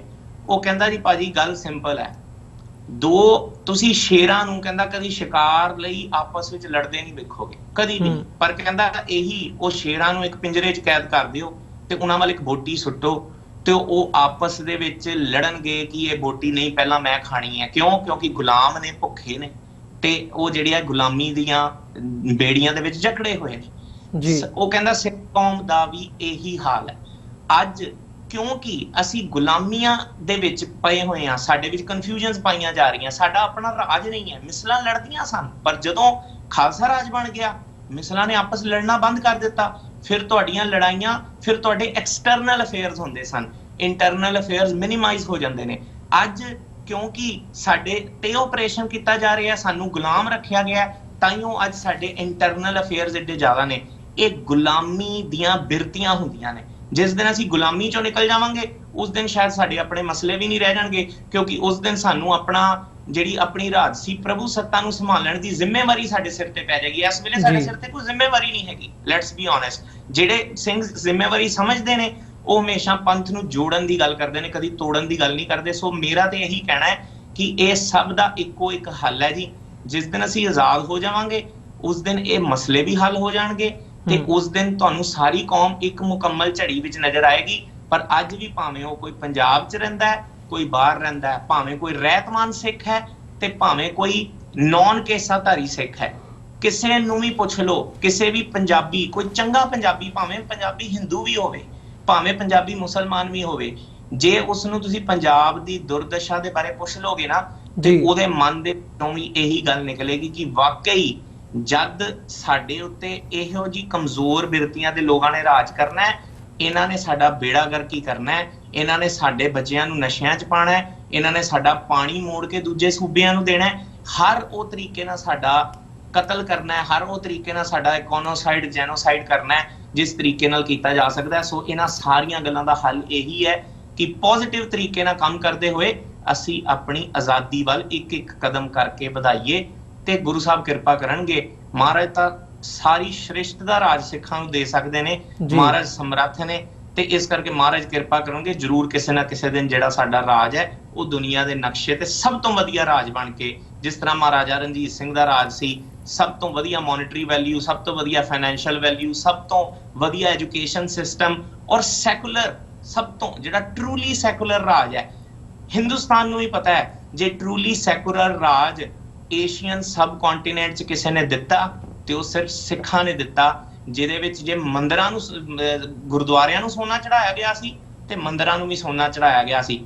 ਉੱਥੇ ਬਾਬਰੀ ਮਸਜਿਦ ਨੂੰ ਢਾਹ ਕੇ ਰਾਮ ਮੰਦਿਰ ਨਹੀਂ ਸੀ ਬਣਨਾ। ਜੇ ਸਾਡਾ ਰਾਜ ਹੁੰਦਾ, ਰਾਮ ਮੰਦਿਰ ਵੀ ਜਮ ਬਣਨਾ ਸੀ, ਪਰ ਬਾਬਰੀ ਮਸਜਿਦ ਵੀ ਆਪਣੀ ਥਾਂ ਤੇ ਰਹਿਣੀ ਸੀ। ਇਹ ਹੈ ਸਿੱਖਾਂ ਦੀ ਵਿਜ਼ਨ ਸਰਬੱਤ ਦੇ ਭਲੇ ਦੀ। ਸੋ ਗੁਰੂ ਸਾਹਿਬ ਕਿਰਪਾ ਕਰਨਗੇ, ਇੱਕ ਨਾ ਇੱਕ ਦਿਨ ਜ਼ਰੂਰ ਸਾਡਾ ਰਾਜ ਬਣੇਗਾ ਜੀ। ਜੀ ਬਿਲਕੁਲ ਮਨਪ੍ਰੀਤ ਸਿੰਘ ਜੀ, ਬਹੁਤ ਬਹੁਤ ਧੰਨਵਾਦ। ਹਿੰਮਤ ਸਿੰਘ ਜੀ ਤੁਹਾਡਾ ਵੀ ਬਹੁਤ ਬਹੁਤ ਧੰਨਵਾਦ। ਉਮੀਦ ਕਰਦੇ ਹਾਂ ਜਿਹੜੇ ਦਰਸ਼ਕ ਇਸ ਵਕਤ ਸਾਡੇ ਨਾਲ ਜੁੜੇ ਹੋਏ ਨੇ, ਅੱਜ ਦੀ ਇਹ ਗੱਲਬਾਤ ਵਿਚਾਰ ਚਰਚਾ ਤੁਹਾਨੂੰ ਜ਼ਰੂਰ ਪਸੰਦ ਆਈ ਹੋਵੇਗੀ। ਸੋ ਇੱਥੇ ਇਹੀ ਇੱਕ ਕਹਿਣਾ ਬਣਦਾ ਕਿ ਆਪਣਾ ਜਿਹੜਾ ਪਿਛੋਕੜ ਆ, ਇਤਿਹਾਸ ਹੈ ਜਾਂ ਅੱਜ ਦੇ ਜਿਹੜੇ ਹਾਲਾਤ ਬਣੇ ਹੋਏ ਨੇ, ਉਹਨਾਂ ਨੂੰ ਦੇਖਦਿਆਂ ਉਹਨਾਂ ਦੇ ਮੱਦੇ ਨਜ਼ਰ ਇਹ ਗੱਲ ਸਮਝਣੀ ਜ਼ਰੂਰੀ ਹੈ ਵੀ ਸਾਡੇ ਹੱਕ ਕੀ ਨੇ, ਤੇ ਫਿਰ ਅਸੀਂ ਇੰਡੀਵਿਜੂਅਲੀ ਵੀ ਤੇ ਓਵਰਆਲ ਇੱਕ ਕਲੈਕਟਿਵ ਐਫਰਟ ਕਰਕੇ ਉਹਦੇ ਵਿੱਚ ਕਿਵੇਂ ਜਿਹੜਾ ਆਪਣਾ ਬਣਦਾ ਯੋਗਦਾਨ ਹੈ ਇਹ ਪਾ ਸਕਦੇ ਹਾਂ। ਇਹ ਸਾਡੇ ਸਾਰਿਆਂ ਦੇ ਜ਼ਿੰਮੇ ਹੈ। ਸੋ ਇਹਨਾਂ ਹੀ ਸ਼ਬਦਾਂ ਦੇ ਨਾਲ ਅੱਜ ਦੇ ਇਸ ਸ਼ੋਅ ਦੇ ਵਿੱਚ ਤੁਹਾਡੇ ਕੋਲੋਂ ਇਜਾਜ਼ਤ ਚਾਹਾਂਗੇ ਜੀ।